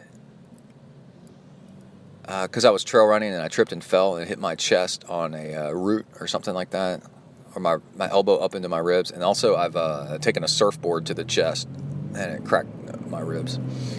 And there's really nothing you can do. And what I've learned is a significant change in movement, like starting running, starting swimming, oh my God, laying down on the ground like you're sleeping, and then like sitting up, that torque you put on your torso to pull your body in a C shape. All that is extremely painful. But actually, after you get moving for a while, let's say you're running, your body, it doesn't hurt after too long as bad. Your body releases painkillers, natural painkillers, what morphine is based on. I guess it's endorphins. I'm not really sure at the moment. Google it. And after a couple of minutes of movement, of pain, your body self-medicates and self-numbs the pain, allows you to keep going. And that's where you get that saying, you know, walk it off, walk it off. You get, your body releases painkillers. If you're hurt, your body releases painkillers, but you need some blood flow to get it there. And that's why walking off an injury actually, it feels better for a while. And then sometimes the next day you're like, oh my Jesus, that wasn't smart. But what was I doing walking it off? My freaking leg is broken. So anyway, you got to kind of watch out that you can self-numb yourself, and you're doing some damage. So speaking of that was Thursday night maybe that I did Wednesday night. And then the next morning I had to do the mile swim with the boys. And boy, first off, getting up out of a cot was like brutal. And then walking to the pool and then getting in and starting to swim. As soon as I pushed off the wall, I was like, oh my God, this hurts. But after a while, everything kind of stretched out and I was able to swim. I swam a mile in I think it was half an hour flat. And there was a little kid that was 12 years old that swam at the same speed I did, which was really cool. And his dad was super stoked because he saw that I was timing myself. Actually, I wasn't timing. I was just, counting laps. I didn't really care how long it took me. And but I saw it was 30 minutes to finish it. And he goes, hey, did you time that? And I said, yeah, actually I did. And then he said, how long did it take? And I said, about 30 minutes, like almost on the dot. And he was super stoked. But then, besides, lifting weights, I took dumbbells with me to camp, lifted weights, some 25-pound dumbbells. And that wasn't terrible. But then I didn't work out again until Sunday, because we got back Saturday afternoon. And Sunday I went for a run, and of course jogging hurt at first, the bouncing of the rib cage, and then then I got on the bike and did what did I do? 2 hours on the bike indoors because it was so hot, and that I don't really remember being painful, so I guess that was okay. But yeah, starting off running was pretty bad. Ran for over an hour, 6.5 miles, 6.7, but who's counting? And then,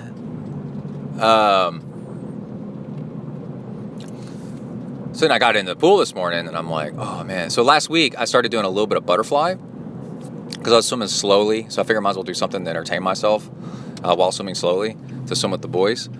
And so I started doing butterfly because that's slow, but it's an awesome workout. So it's like super hard. And that was before I cracked my ribs.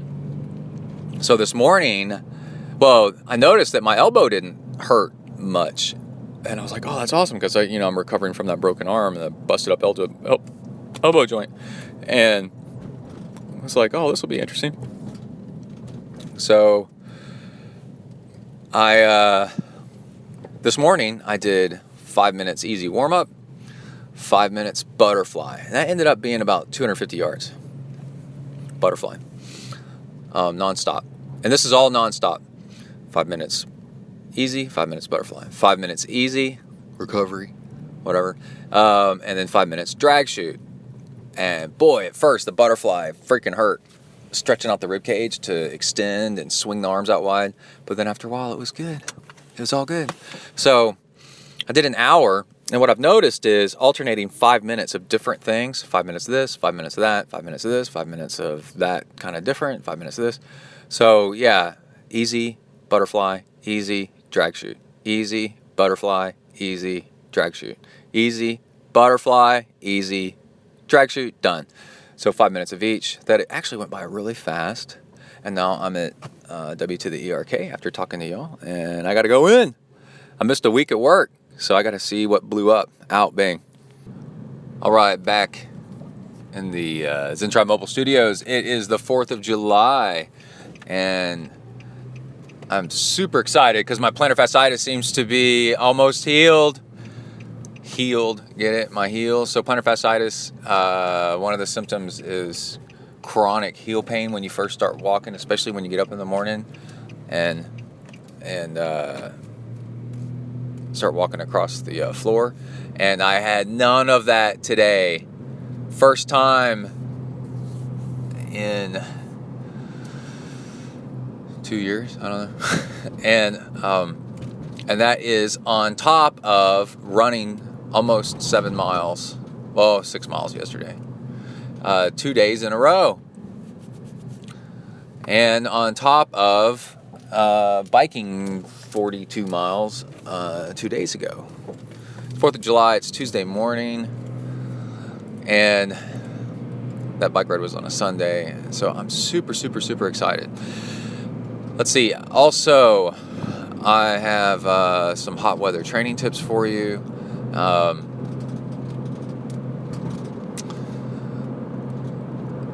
If you weigh yourself before and after you bike, you will, or do long workouts in the heat, you'll notice that you lose a significant amount of weight working out in the heat. So to improve yourself and keep getting stronger and stronger, you don't want to wreck yourself too much. So it's smarter actually to do a significant amount of your training indoors in the hotter months. Depending on how bad this weight loss is. Here in Texas, it's about as bad as you can get. Heat index of 112 yesterday in the middle of the afternoon. So it was 90 something plus the humidity made it 112 if you're exercising. You just can't sweat. You sweat, but it doesn't go anywhere. It's really terrible. And so last night I waited until late to go run later in the evening, and that was a whole lot better. And also biking indoors seems to be a key. I like running outdoors. Don't like running on the treadmill. I've got a treadmill, and I'll do it if I need to, although our treadmill's broken. And running, so lately I've been running outdoors early in the morning, first thing, and then coming inside and biking on the trainer to wrap it up. And I've noticed that biking on the trainer, if I'm doing Strava, it's got hills in it usually, and it can get really boring if you don't do the hills. And one thing that seems to help heal the feet is to bike watching movies instead, because you're not as inclined to climb the hills. But what I noticed is I just seem to go at constant speed. And it's like riding the flats. You know how riding the flats will wear you out? So I was watching, was it the Tour de France? I was watching something that was kind of for a couple of hours. It was Tour de France and then something else, I think. And it wore me out. And it's because there's no rest of coasting downhill and going uphill. We're talking about maybe doing Ironman Florida, but probably not. We really don't have the money to do that right now. And instead, I might do the Iron Baby around here. But if I was doing Ironman Florida, it's so flat that you do need to practice a consistent effort. You need to practice it so it doesn't wear you out.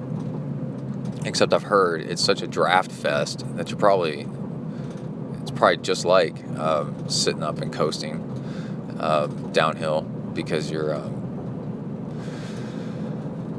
following people in front of you because of the draft pack so bad. It's really unusual that Florida is not selling out this year as like it usually does. Haven't really gotten to the bottom of that, why, but it's almost here. It's a few months away and it's still not sold out as of this recording. And then also, I wanted to mention something about bike safety. So when I was a teenager, my mom's a safety nut, which is most of the reason why I'm here today.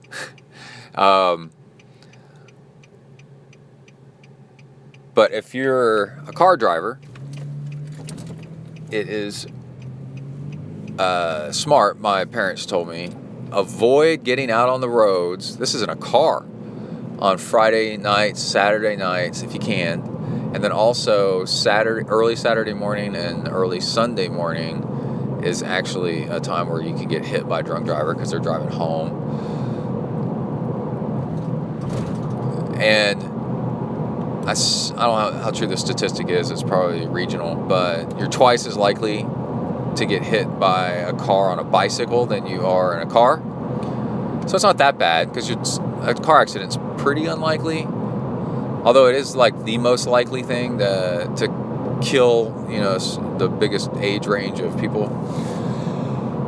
A car accident. So on a bike, you're twice as likely. And it's because what's so deadly about being on a bicycle is there's no protection from a car.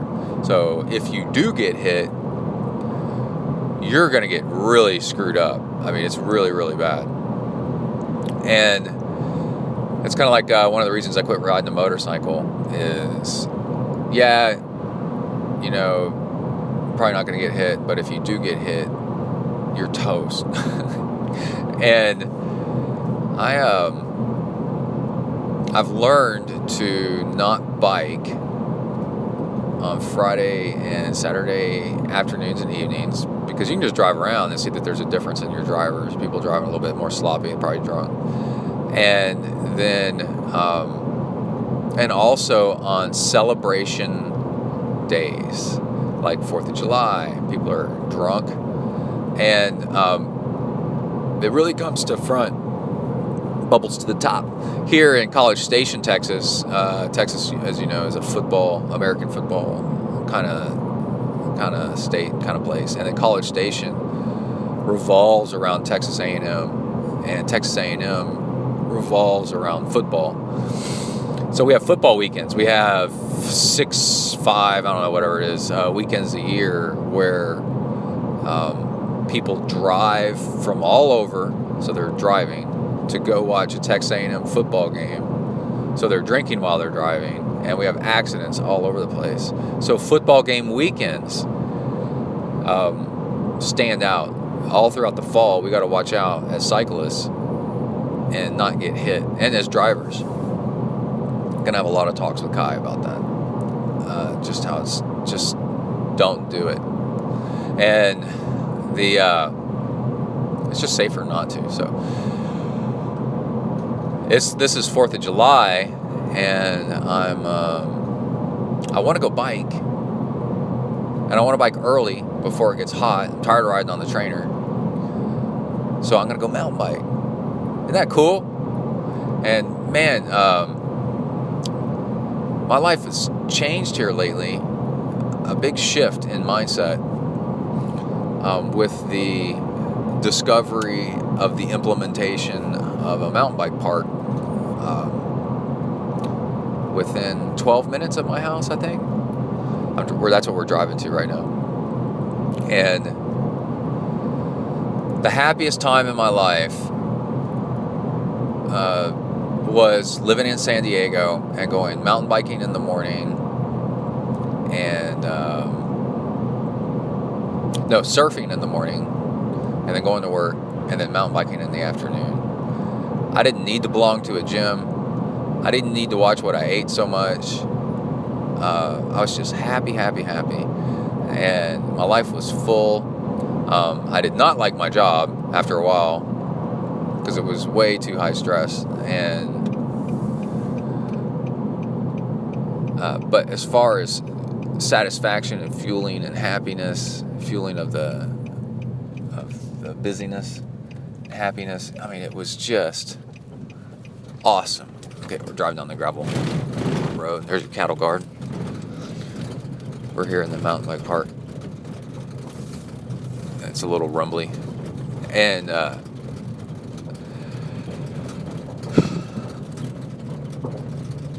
I grew up in Boy Scouts and backpacking and hiking. I also grew up my youngest years, my formative years, in and around the Appalachian Mountains.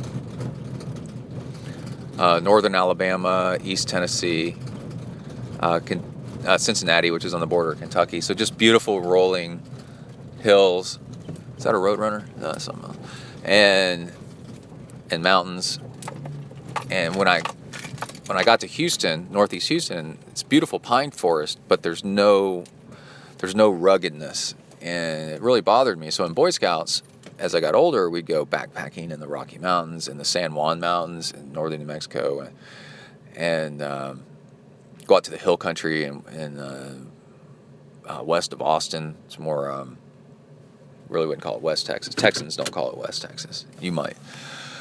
But just, rugged country. And I was like, man, I couldn't wait to move away from the part of Texas we were living in college, Texas A&M, and then and go somewhere beautiful. And then we got to San Diego, my first real big job after college.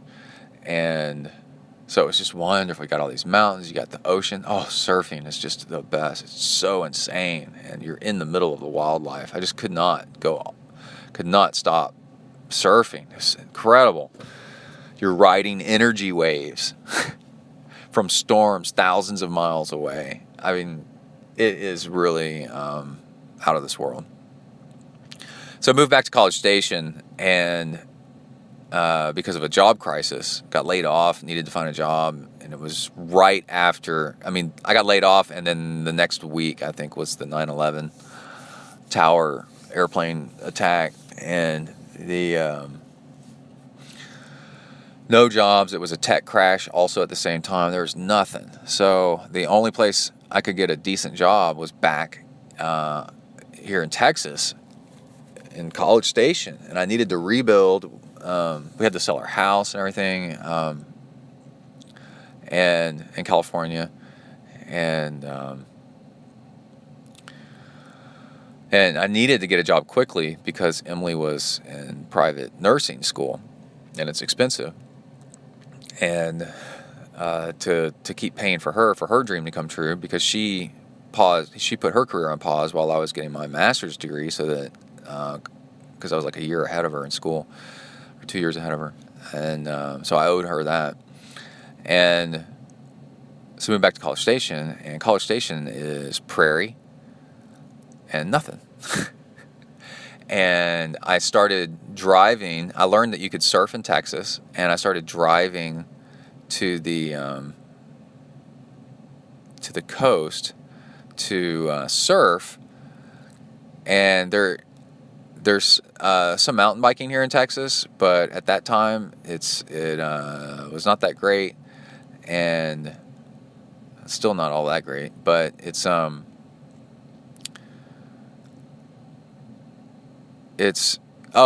College Station, it's all far away. It's not right out your front door. And in San Diego, mountain biking was right out my back door, and easily. I could go mountain biking pretty easily. And then surfing was, a 20, 30-minute trip, but still, you combine those two, and it's just incredible. And turn the AC down here. So here in College Station, got into driving to the coast and surfing, although it's a 2-hour drive to go surf, and I could only go surf every once in a while, once every couple of weeks. And it's weather dependent, so you don't know what you're going to get until you get there, and some days it sucks and whatever. So the gap between surfing was, and you can totally surf in Texas, like it's actually, some days are pretty great, but the gap in days that I could go surf was so big that I couldn't stay in shape. I couldn't stay in surfing shape, the upper body work. So I started going to the health club, the same pool that I swim in all the time now, and started swimming so that when I surf, my arms wouldn't blow out on me. And then I was swimming one time at Aerofit, this health club, and they said, hey, do you want to join the triathlon team? And I was like, no. I don't want to do that crazy thing in Hawaii. They go, oh no, there's shorter triathlons and all this other stuff. And I'm like, well, maybe. And I said, when's the swimming part? And they said, 5:30 tomorrow morning.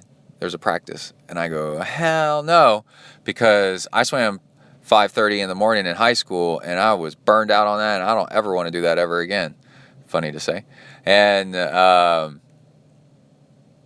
they said, well, think about it. And then I don't know what happened, but somehow, I think it was my ego. This is where the ego actually works out for you. I wanted to show off my swimming because I was a good swimmer, and I wanted to be with people that I could swim and they could appreciate it, and we could all swim together, and I could be a good swimmer like them,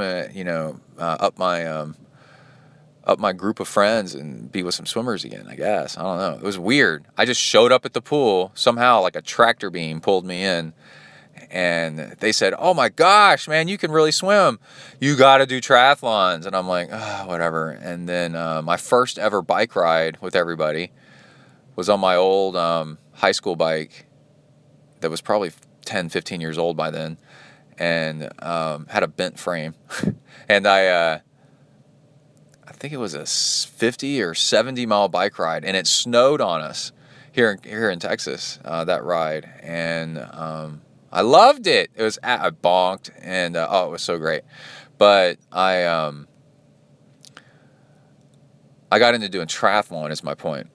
Is because triathlon, there's lots of great road cycling around here, and the swimming pool was easily accessible. The road biking, and then the running, you can just go out and run pretty much anywhere in the world. And the next thing I know, I'm in a whole new sport because the other sports, were unavailable. The surfing and the whatever. It's just too much work. And the end result was pretty fulfilled, and I keep trying to push and push and push and go bigger distances to find that edge of self-fulfillment. And that leads me to my point of this whole rambling is just, a year ago or more, but I started figuring out that this mountain bike park that's opened up is 10 minutes from my house, and I've started coming here. It's just amazing how one little change can really change your satisfaction in life, and how we hang on by a thread. Like if they close this park down, which they could easily do as the town grows and development just swallows it up. But the option, happiness in life is having some options, and the fulfillment of being in the woods and doing something that's different, and the convenience that it's really nearby. You start putting those factors together, and then you have your perfect storm of something that's really convenient. So I've been feeling lately really fulfilled because I can go mountain biking. And maybe in life, we have say it's like a pegboard or one of these boards with all the different shapes cut out, and the more there's different shapes you can fill, the happier you can be. And there's a mountain bike shaped hole. It's not really that, because it's not really the mountain biking, but it's the exertion, the fulfillment, the outdoorsiness, the randomness, of mountain biking, the challenge, the fun, the fact that it's different than the other stuff. Where lately I've just been feeling like, man, this is nice, really, really nice. And you can tell I can tell because I'm not thinking of going somewhere else. I'm totally happy right here. And I wonder if this is my buddy. It's my buddy Chris. So we're going to go mountain biking. All right. Out Bing. I'll cover more of this later.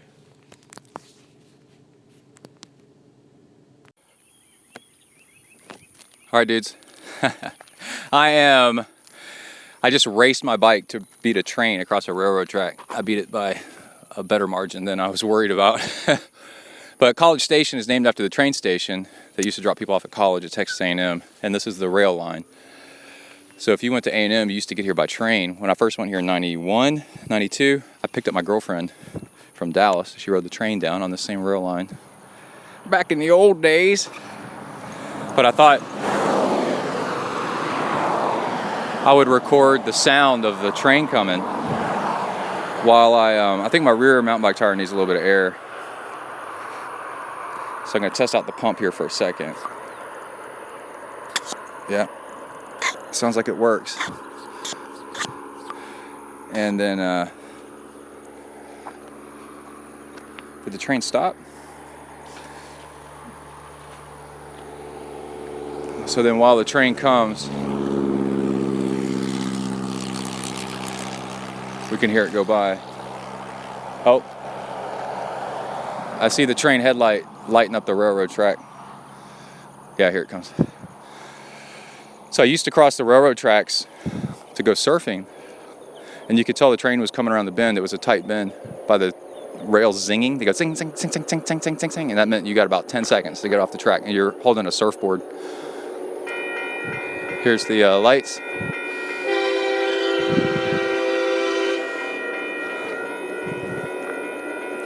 And there's so many diesel engines it's got. Oh, it's loaded down. It's heavy. Only two, 3 engines.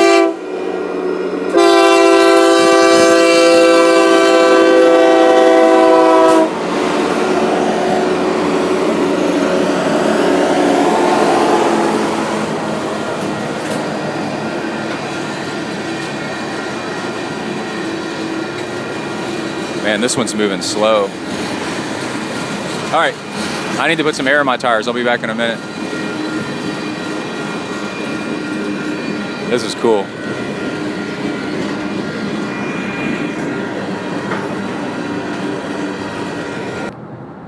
All right. Leaving the pool. It's now Wednesday. I like to swim every other day. Monday, Wednesday, Friday. And I'm really excited. I managed to squeeze in some more butterfly with it only hurting once and feeling kind of weird in my elbow joint once. So it hurt once in my forearm and felt weird. And maybe a little bit of bone on bone or cartilagey or scar tissue-y in my left elbow once. But the interesting thing about butterfly is it's so rewarding. It's bang for your buck. It stresses the body without going super aerobic, without high RPM. It's not high cadence, it's low cadence. And just the torque you have to lay down to do it stimulates a lot of testosterone, endorphins, get you pumped up.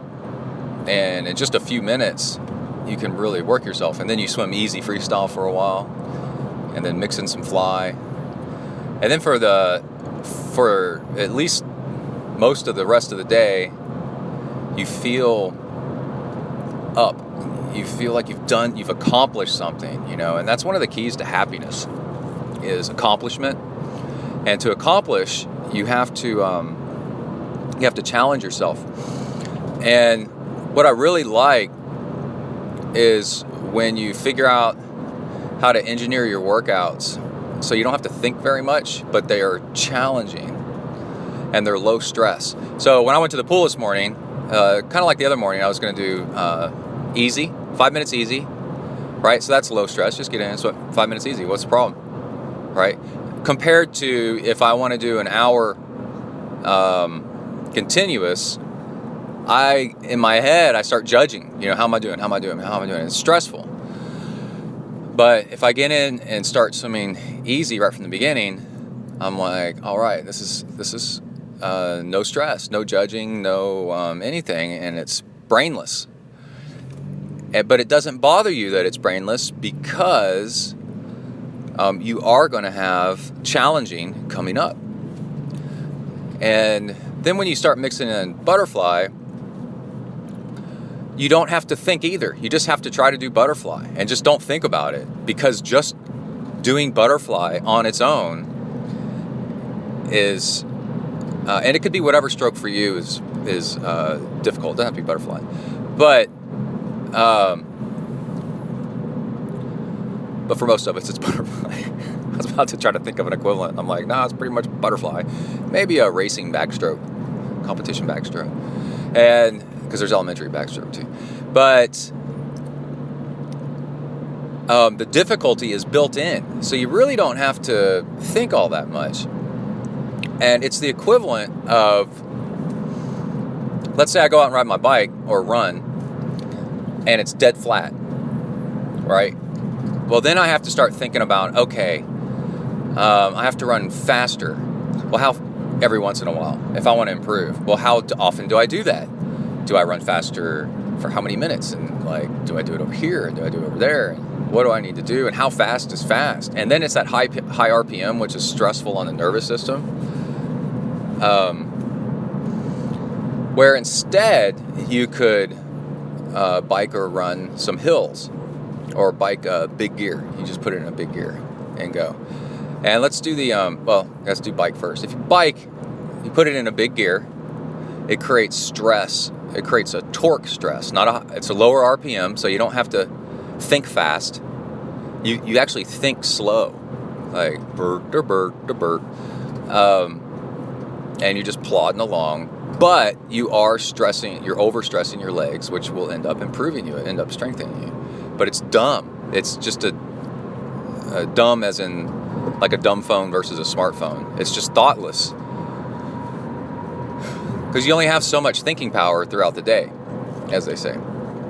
So you do the same thing running, right? You can do all these things on the track and and run faster, or, which is helpful for sure. Or you can run some hills and do so many minutes up, or this. You got a favorite hill or two you like to go do?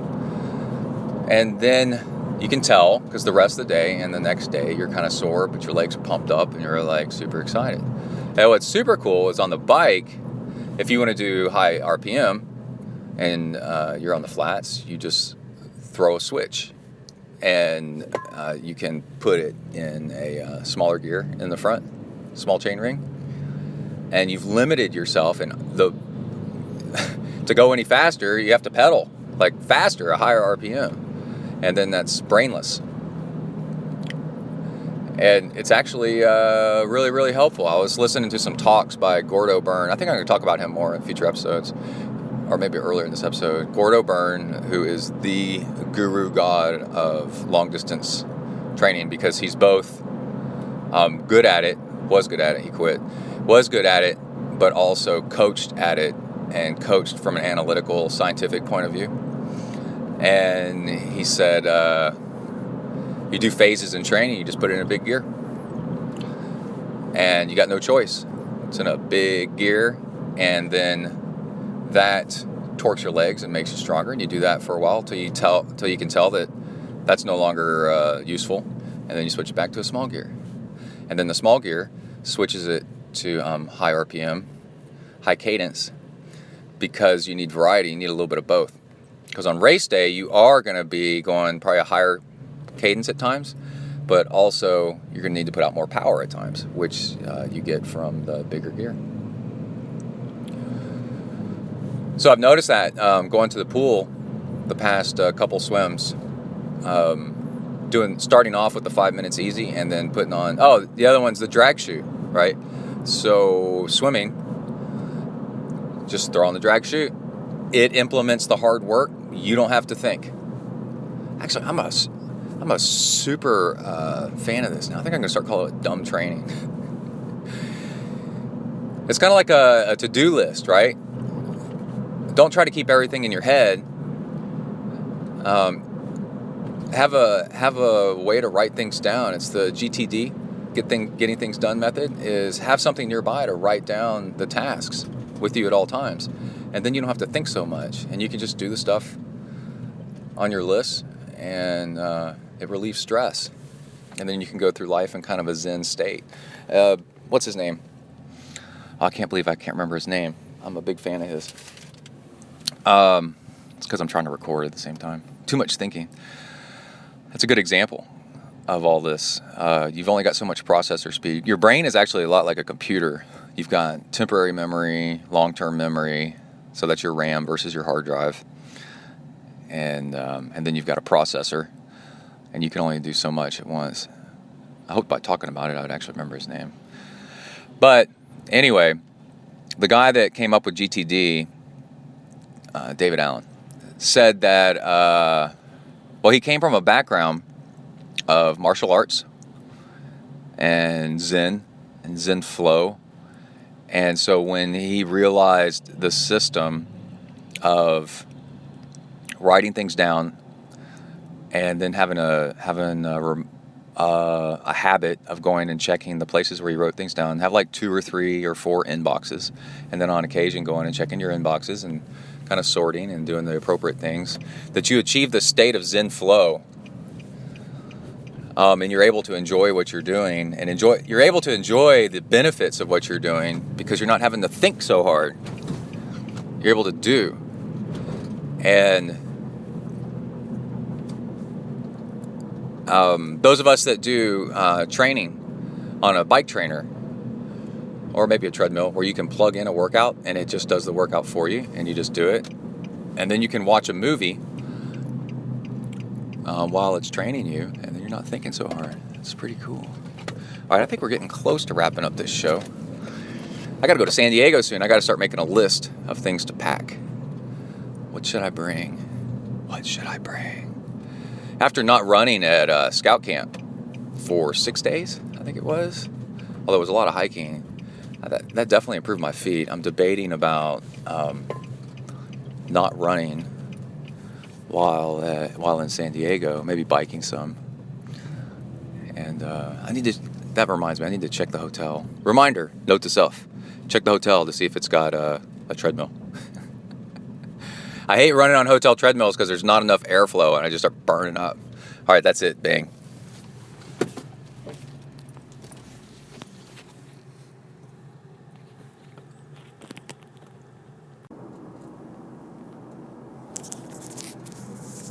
All right, we are back driving ZenTri Mobile Studios. I'm recording on the Apple, just regular headphones, not the wireless ones.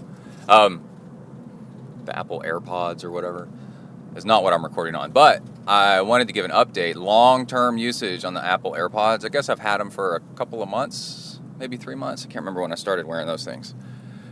Total game changer. Those things are so sweat-proof. It's unbelievable. Hold on, taking a sip of coffee. I'll pull the mic away. Oh, wrong side of the coffee. What am I doing? Oh, there it goes. Hold on.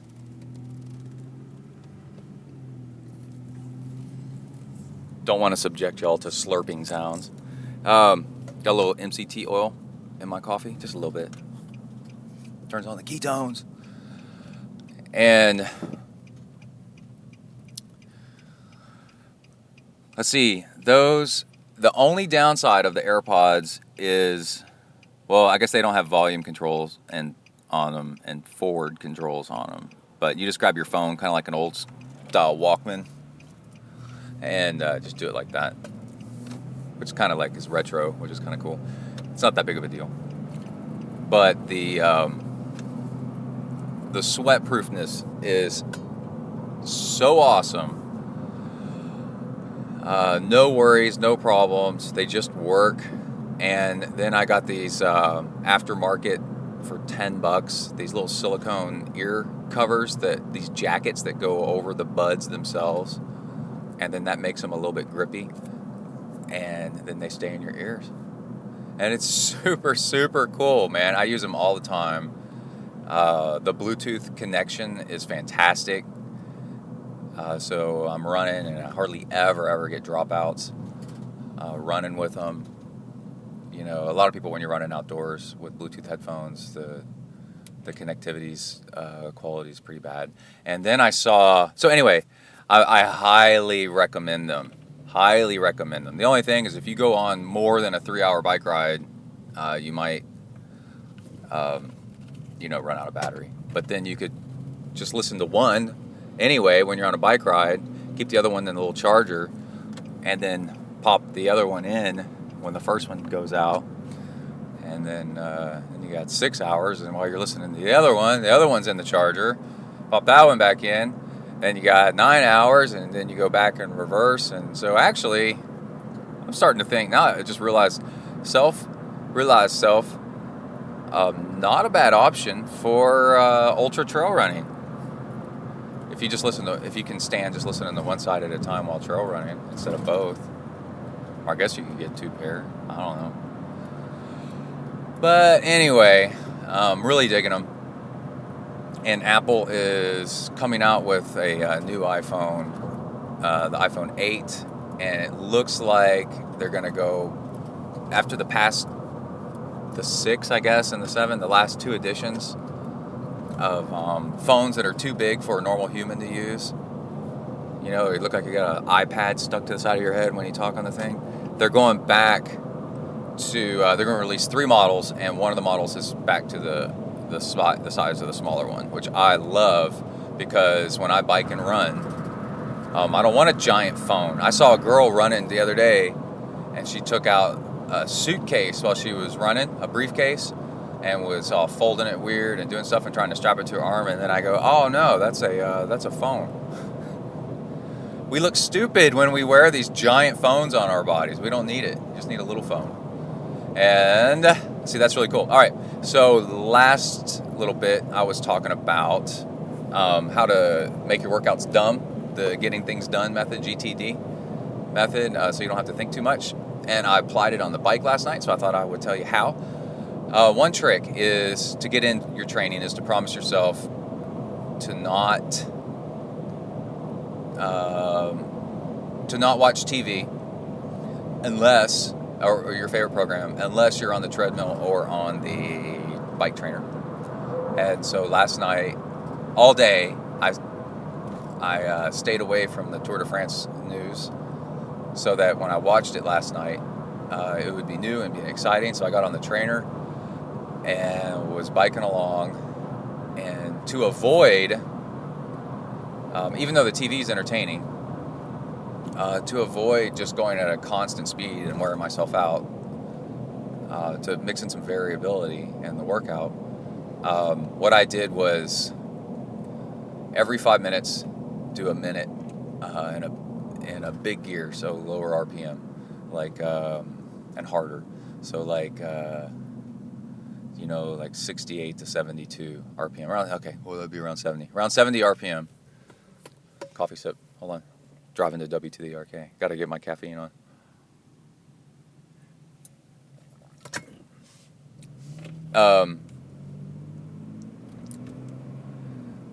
Because what I learned from the swimming is 5 minutes easy, 5 minutes hard. 5 minutes easy, 5 minutes a different kind of hard. Drag chute versus butterfly. 5 minutes easy, 5 minutes hard. 5 minutes easy, 5 minutes different kind of hard. Well, because you're mixing biking with running, so it's all lower body and stuff, I'm like, man, I don't want to do that much hard work. I did, 1 minute hard out of every 5 minutes. So every time I hit the 5 minute mark, 5 minutes, 10 minutes, 15 minutes, 20 minutes, 25 minutes.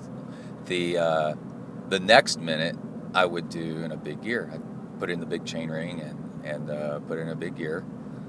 And don't think about it, because the big gear does all the work for you. Just look at your cadence and, is it around 70? Are you pushing kind of hard? And that's it. And then when the minute's up, ride easy, sitting up, and recover for a while. And then that was a nice spacing, By the time the next 5 minute mark came around, I was kind of itching to do something to mix it, to go hard. And by the time a minute of hard was up, I was kind of like going, ooh, that's enough of that. And I was watching the tour the entire time. And last night, what I was watching was stage 5, which had a 20% grade uphill finish. Oh, and some scrawny Italian it looked like a refugee child from Syria won the thing. And Kai and Emily was like, look at his arms. Like, he doesn't have any arms. And the weight and eating disorderness is strong in cycling to get that skinny. Hopefully they're just, picking people that are naturally that skinny, but getting that light looks pretty dangerous. But anyway, that's the news that's fit to print. How to do a autopilot workout that keeps you busy on the bike, that makes the time go by for an hour on the trainer. Easy, hard, easy, hard. All right, I gotta go. Out. All right, that is the end of the training log. Let's go ahead and wrap up the show with some mentions of donors, and got a little sponsor in here that we should mention. UCAN. We've got UCAN is the super starch to give you a slow release of starch over long distances. It is spelled UCAN. It's a super starch. It's actually pretty cool stuff. I use it for swims mostly, and it's occasional, kind of just a slow acting starch. It's pretty cool. You can get a discount of 15% off if you go to their website and use the discount code ZenTri, all one word. Very cool. Again, you can. Super starch. Not no carb, not low carb, slow carb. Slow them carbs down. Makes you feel better. You don't have to do like no sugar, just slow the sugar down. Okay, and also, Sunto has no discount codes. They're just awesome. I've got the Sunto Sport Wrist, which is the one that has the heart rate detector on the back with the green lasers. I posted on Instagram one time. It is super, super, super cool. And honestly, it's like the Rolex of workout watches. Why was I stuttering for that? That's not that hard. It's the Rolex, man. When I have a choice, I do have a Garmin. I have a Garmin 920, which is plenty nice. But it looks like a kid's watch, man. These Suntos, the newer Suntos, look like grown ass man, adult jewelry executive stuff. I had to do some presentations at work. I'm an adult, and so I wear Suntos as much as I can. And they make an Ultra, which has a longer battery life, and it's touch screen, but it's black and glossy. And they have some other colors too. The blue is a really, really cool looking one. That'd be the other one I'd get. It's that old Volvo racing blue that Volvo likes to use every once in a while. It's a very neat. All right. That's enough of the sponsor stuff. Let's mention some names. If you donate to the podcast, then I mention your name. And oh my gosh, we have a little bit of a novel in here. It's pretty cool. But first, let's say Katie Jo Favia and Peter Salzin and James Godecki and Todd Nelson. What is up, my bro? And Matthew Heinz. What is up, my other bro? Allison Frutos. Kevin Judd threw in a one-time donation that was sizable. It was magnum. And that was very much appreciated. I put 2 exclamation points on my own note right there. And M Webb sent in a donation, recurring donation. And we've got an email with a samurai historical novel. I haven't read this in like a week, so I'm going to have to remember what it was. But I'm pulling it up right now. And I remember it being kind of funky. All right. Oh, it's from Kevin Judd. And it says, bonsai. And do I need to count the exclamation points? Let's say it's a lot. Looks like 30 exclamation points. And I guess we're going into story mode here. Hirohito Yoko Moshi screamed at the top of his lungs, bonsai, and the 1,000 samurai of the newly formed Cycle Regiment launched themselves down the hill, exclamation point, crashing through the long grass at breakneck speed. Pedaling was no longer necessary as they hurtled towards the black, shrouded figures waiting below. Staring up the hill in disbelief at the strange sight, Naruto Takoma felt no fear, just a slight quickening of his pulse. He didn't like being forced to fight out in the open like this, but he and his ninja brothers had been pursued, chased down, and caught while returning home from a raid. Those damned bicycling machines cover ground much faster than soldiers on foot, he thought with annoyance. Maybe not all of the Emperor's plans for modernization of the Imperial Army are so crazy after all. Okay, I'm mixing up my accents there. So be it. And the raid had been successful, and the Shogun was dead. Another obstacle removed from his mysterious benefactor's path to power. Naruto. I said with a Texas accent. Naruto knew his part was done. He could meet his fate with a clear conscience. He felt strangely peaceful. The rising sun of what could be his last day on earth was just cresting the hill, over which now thousands of bicycle-mounted samurai were swarming like cockroaches, silhouetted in its glow and blackening the once lush green hillside. A strange sight indeed. Exhaling slowly, he drew his sword, widened his stance, and braced himself against the crushing tsunami of death rushing towards him. End of story. Yo, Coach Brett, hope you liked the story. Just a bit of fun. And my way to say a big thank you for all the advice, tips, and inspiration on the podcast. Thanks to you, I've just survived my first hobby triathlon here in Munich this weekend. Hobby equals sprint distance, but it's open to all comers. Kind of like a fun run. The plan was a 5K swim, 5K swim, 5K, and bike, 10K. What? Okay, it's all mixed up here. Although my TomTom said this. Okay, this is a long email, and we're getting towards the end of the show, so I'm going to say this fast. What were my takeaways from this event? I need to learn to swim, and preferably in a 50-meter pool. Yep. 25-yard pool is too short. Longer pool would be better. flagged very badly by the end, so he was actually doing breaststroke. I need to invest in a tri-suit. Running from the pool, top of the grassy wall, transit situated. I quick look at my bike, and let me look wet body into trainers and figure out how to get shirts. Oh, yeah, true. Putting on clothes when you're wet in a race is ridiculously difficult.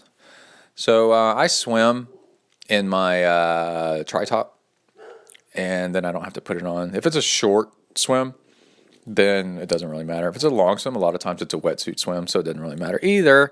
And you can just wear your tri-suit top under your wetsuit. Okay, number 3, I need to read the race description and prepare accordingly. 3 exclamation points. Oh, wait, the first one was 1 exclamation point, 2. We're now up to 3. Is there something going on here? The bike was nearly a disaster. I turned up at the venue, and they realized I left the key to my bike lock back at the house. Holy crap, dude. The bike was in the boot of my car. What's that to boot? A date to boot, a boot moose. What's that to boot? Let's see, for you non-Euro people, the boot of your car is the trunk. Down here in Texas, where we keep our guns. And, but Lockton said no choice but to make a dash. You had to go home and get the key? Oh no, that sucks, dude. Then he couldn't find it when he got home. Couldn't find the key. He went back to his car one time. Luckily found the offending article tucked down behind the driver's seat. So he had it the entire time. Well, that was ridiculous. I was about to say stupid, but I've done that. That just kind of happens. Let's see. Finally arriving back at the event, I noticed I was the only person with a road bike? ? This was then I realized this was an off-road event. And up down the forest trails, Chris I wrongly assumed. Okay, so what'd you do, dude? He rode a road bike. Really hard work on the bike. We survived both. Finally standing across the finish line. Huge applause and cheering because I was, of course, last. Dude, that's crazy. Hey, you know what? Every time I hear somebody give it, not really excuse, but I don't think I could do this or whatever, I use stories like this.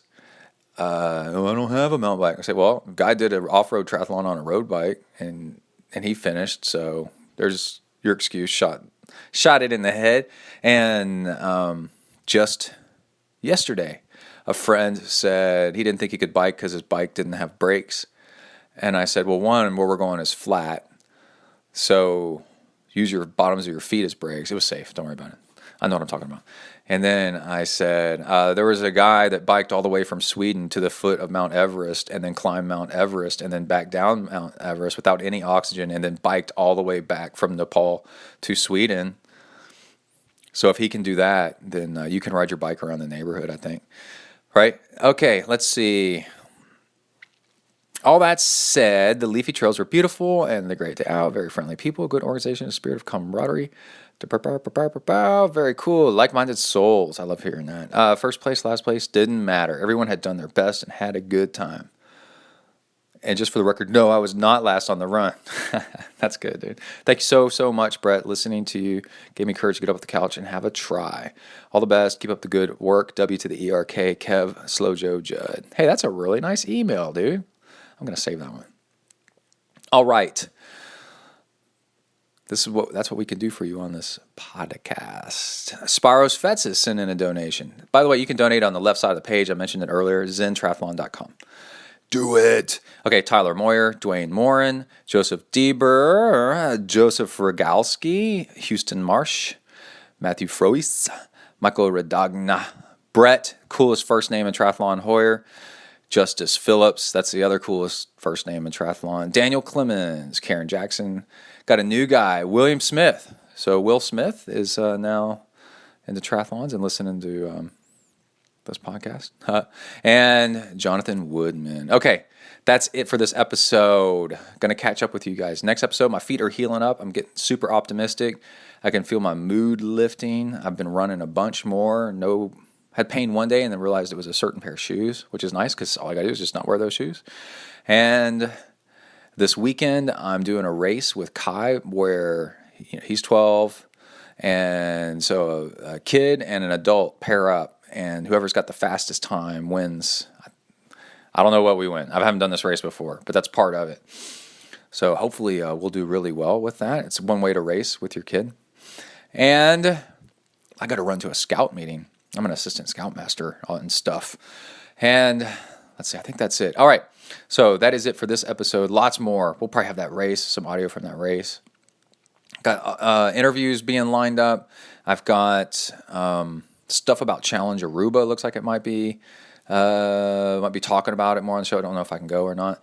But yeah, all kinds of cool stuff. So after the outro music, I'm going to, or maybe I'll play it right now.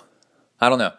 I'll figure it out when I put it together, which way sounds better. But listen to the end of the show, either right now or after the outro music, for the sound of the San Diego train, which is a nice little closer to this episode, coming back from San Diego back to the Texas. All right, that's it. Everybody stay safe out there. Work the uphills, cruise the downhills, and keep the rubber side down. Out. 9, 8, 7, 6, 5. All right, we are at the train crossing in San Diego. Wait. Oh, here goes the train. This is the Pacific Coastliner.